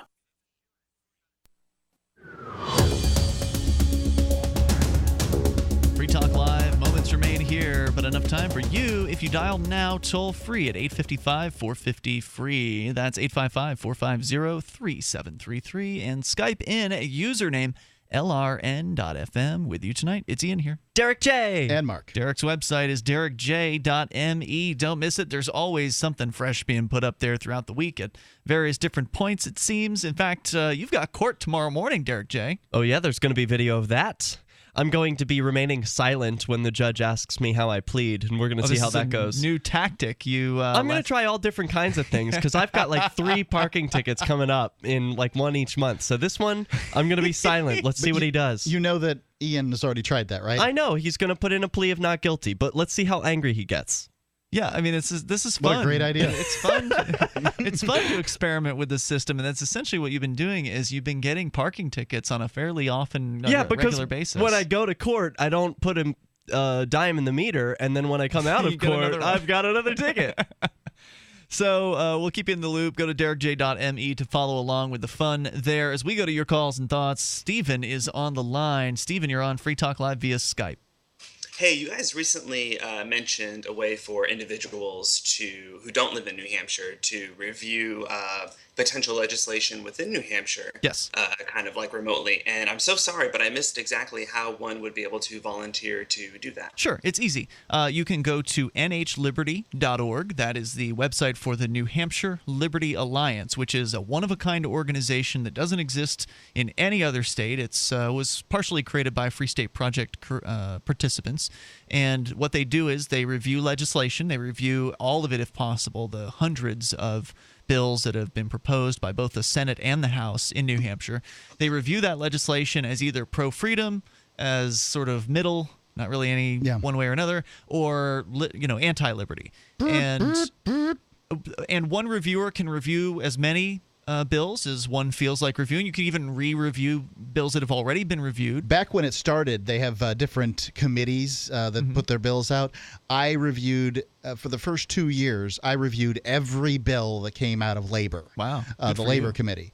And I haven't done it since then. I just, the year came around and I didn't even know that it was time to do it, and it passed me up. Mark, I bet you it's better now, and maybe they could use a communications director over there or something like that to kind of help roust up some volunteers. But I was pretty impressed, Derek J. You were there with recording video of this presentation that was made by one of the New Hampshire Liberty Alliance folks, came out to Keene to show us how the bill review process works. And I have to say, I was pretty impressed with the system that they had. It was like, a custom programmed system that shows you all the bills. They've been doing it almost 10 years. Right. They show you all the bills in the system, and then you click on the one you want, and there's questions they ask, and it's a real process that's real streamlined, it seems.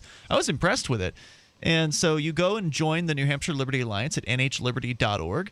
You can join, I believe, free. I believe there is a free membership, so it will cost you nothing. If you want to join as a life member, it's $100 for a life membership.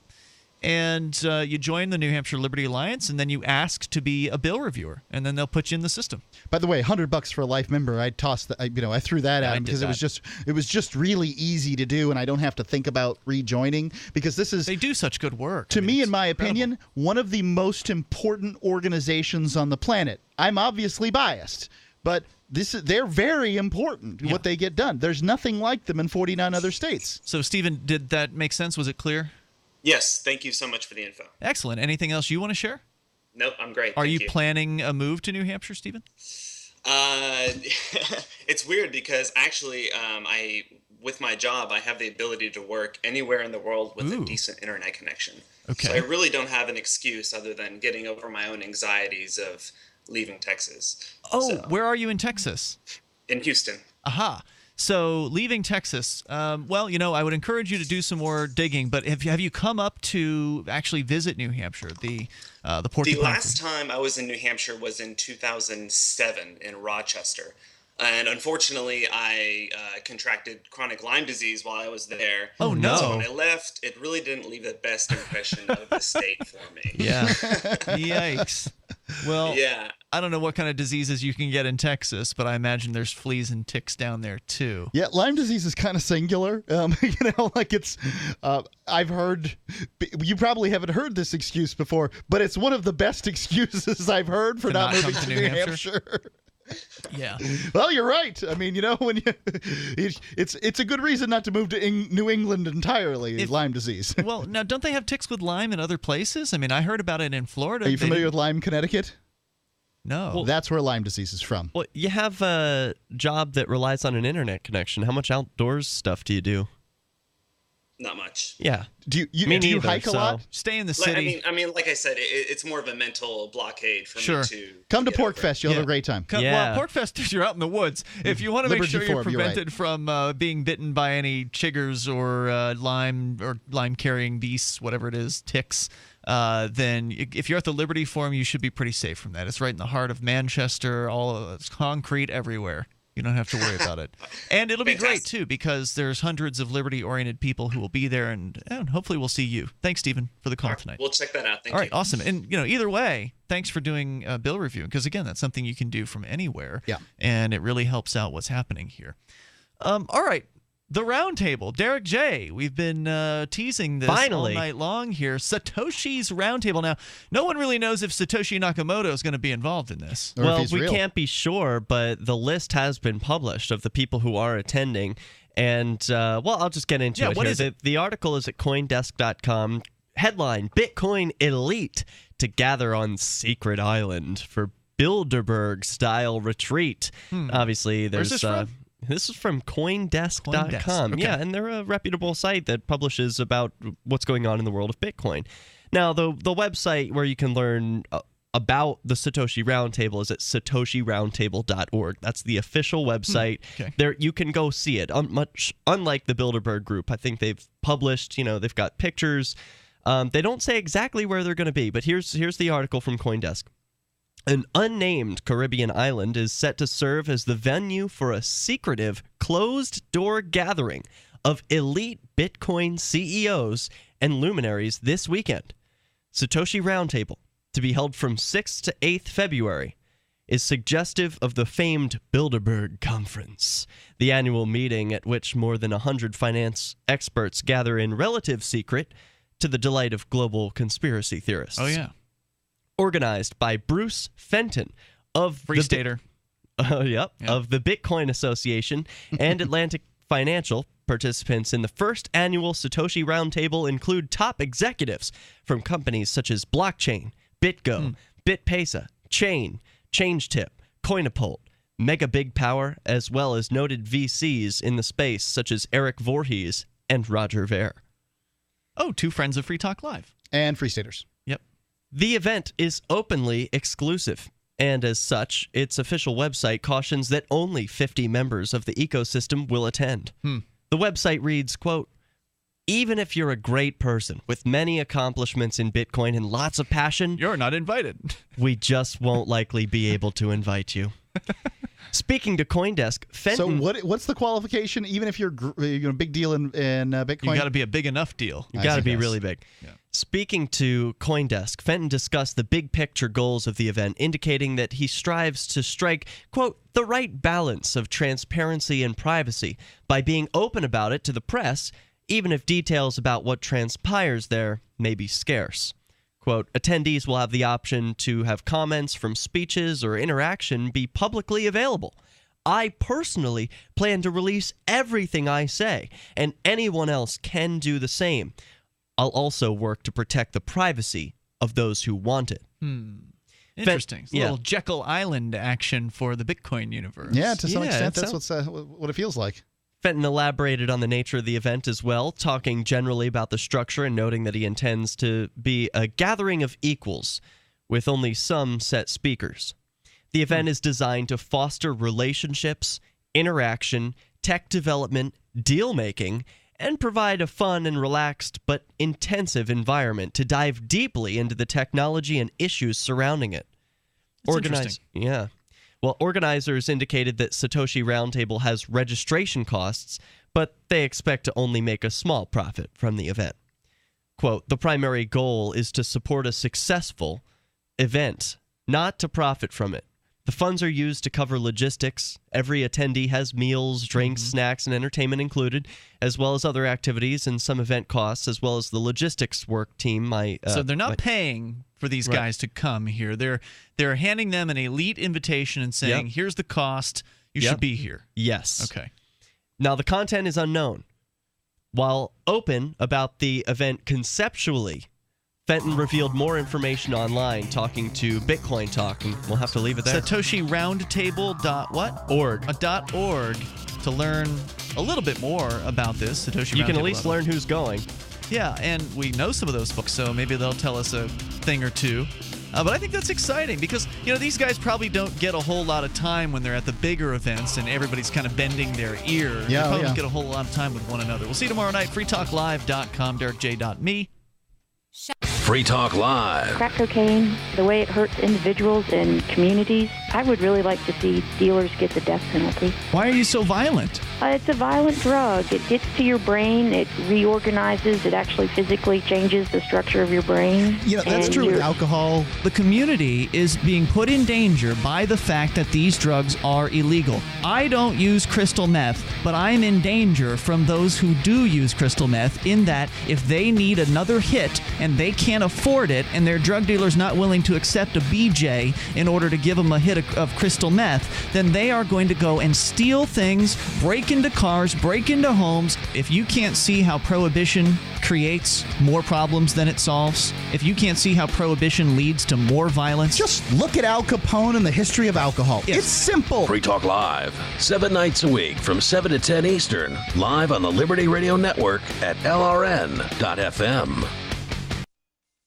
Radio is the most personal of mediums. I exist right now in your head. If you listen to Free Talk Live regularly, you know me. Free Talk Live is on more than 160 radio stations around the U.S. and has been downloaded on every continent around the world. Hundreds of thousands of listeners with ad packages from $600 a month to $6,000 a month. Imagine what we can do for your business, project, website, or idea. Email me, mark@freetalklive.com. Here's a chance to do a little activism while you're cruising Facebook, Twitter, or Google+.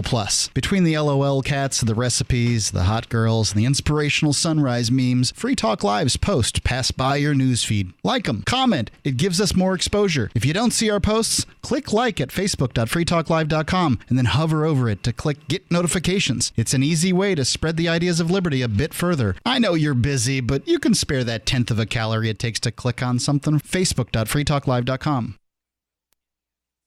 The live edition of Liberty Conspiracy is next, after the news, here on the Liberty Radio Network, LRN.FM.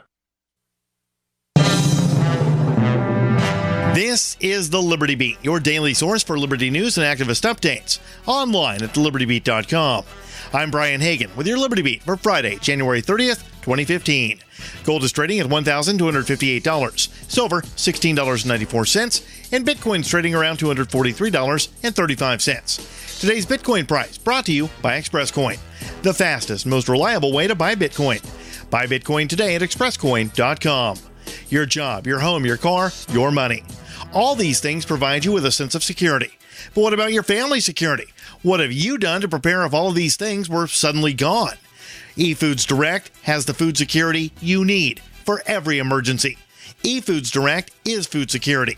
Go to efoodsdirect.com/LibertyBeat or call 800-620-5520 and mention Liberty Beat for 50% off their food preparation planning packs. In the news. Arrest Henry Kissinger for war crimes! Arrest Henry Kissinger for war! While appearing before the Senate Armed Forces Committee, former Secretary of State Henry Kissinger was confronted by protesters calling for his arrest. Activists with Code Pink interrupted the proceedings, holding a banner and carrying handcuffs. Senator John McCain referred to the protesters as low-life scum when demanding that Capitol Police remove them. If we can't get the Capitol Hill Police in here immediately, McCain apologized to Kissinger. I have never seen anything as disgraceful and outrageous and despicable. Ross Ulbricht trial, day 9. As the jury heard testimony from former FBI agent Ilwan Yum, who testified about the role he played in seizing and analyzing Silk Road servers and Bitcoin. Also of significance yesterday, the government began the story of a Silk Road vendor who threatened to release the names of thousands of user identities if Dread Pirate Roberts would not pay him $700,000. It was this threat that would lead Dread Pirate Roberts, as shown to the jury on TorChat, to tell a member of Hells Angels Canada that he wanted to see his blackmailer executed. As the tension rose, the day's proceedings came to an end, just before the government laid out the details of the alleged murder-for-hire arrangement. It was apparent that the prosecution was raising that evidence just before they rested their case.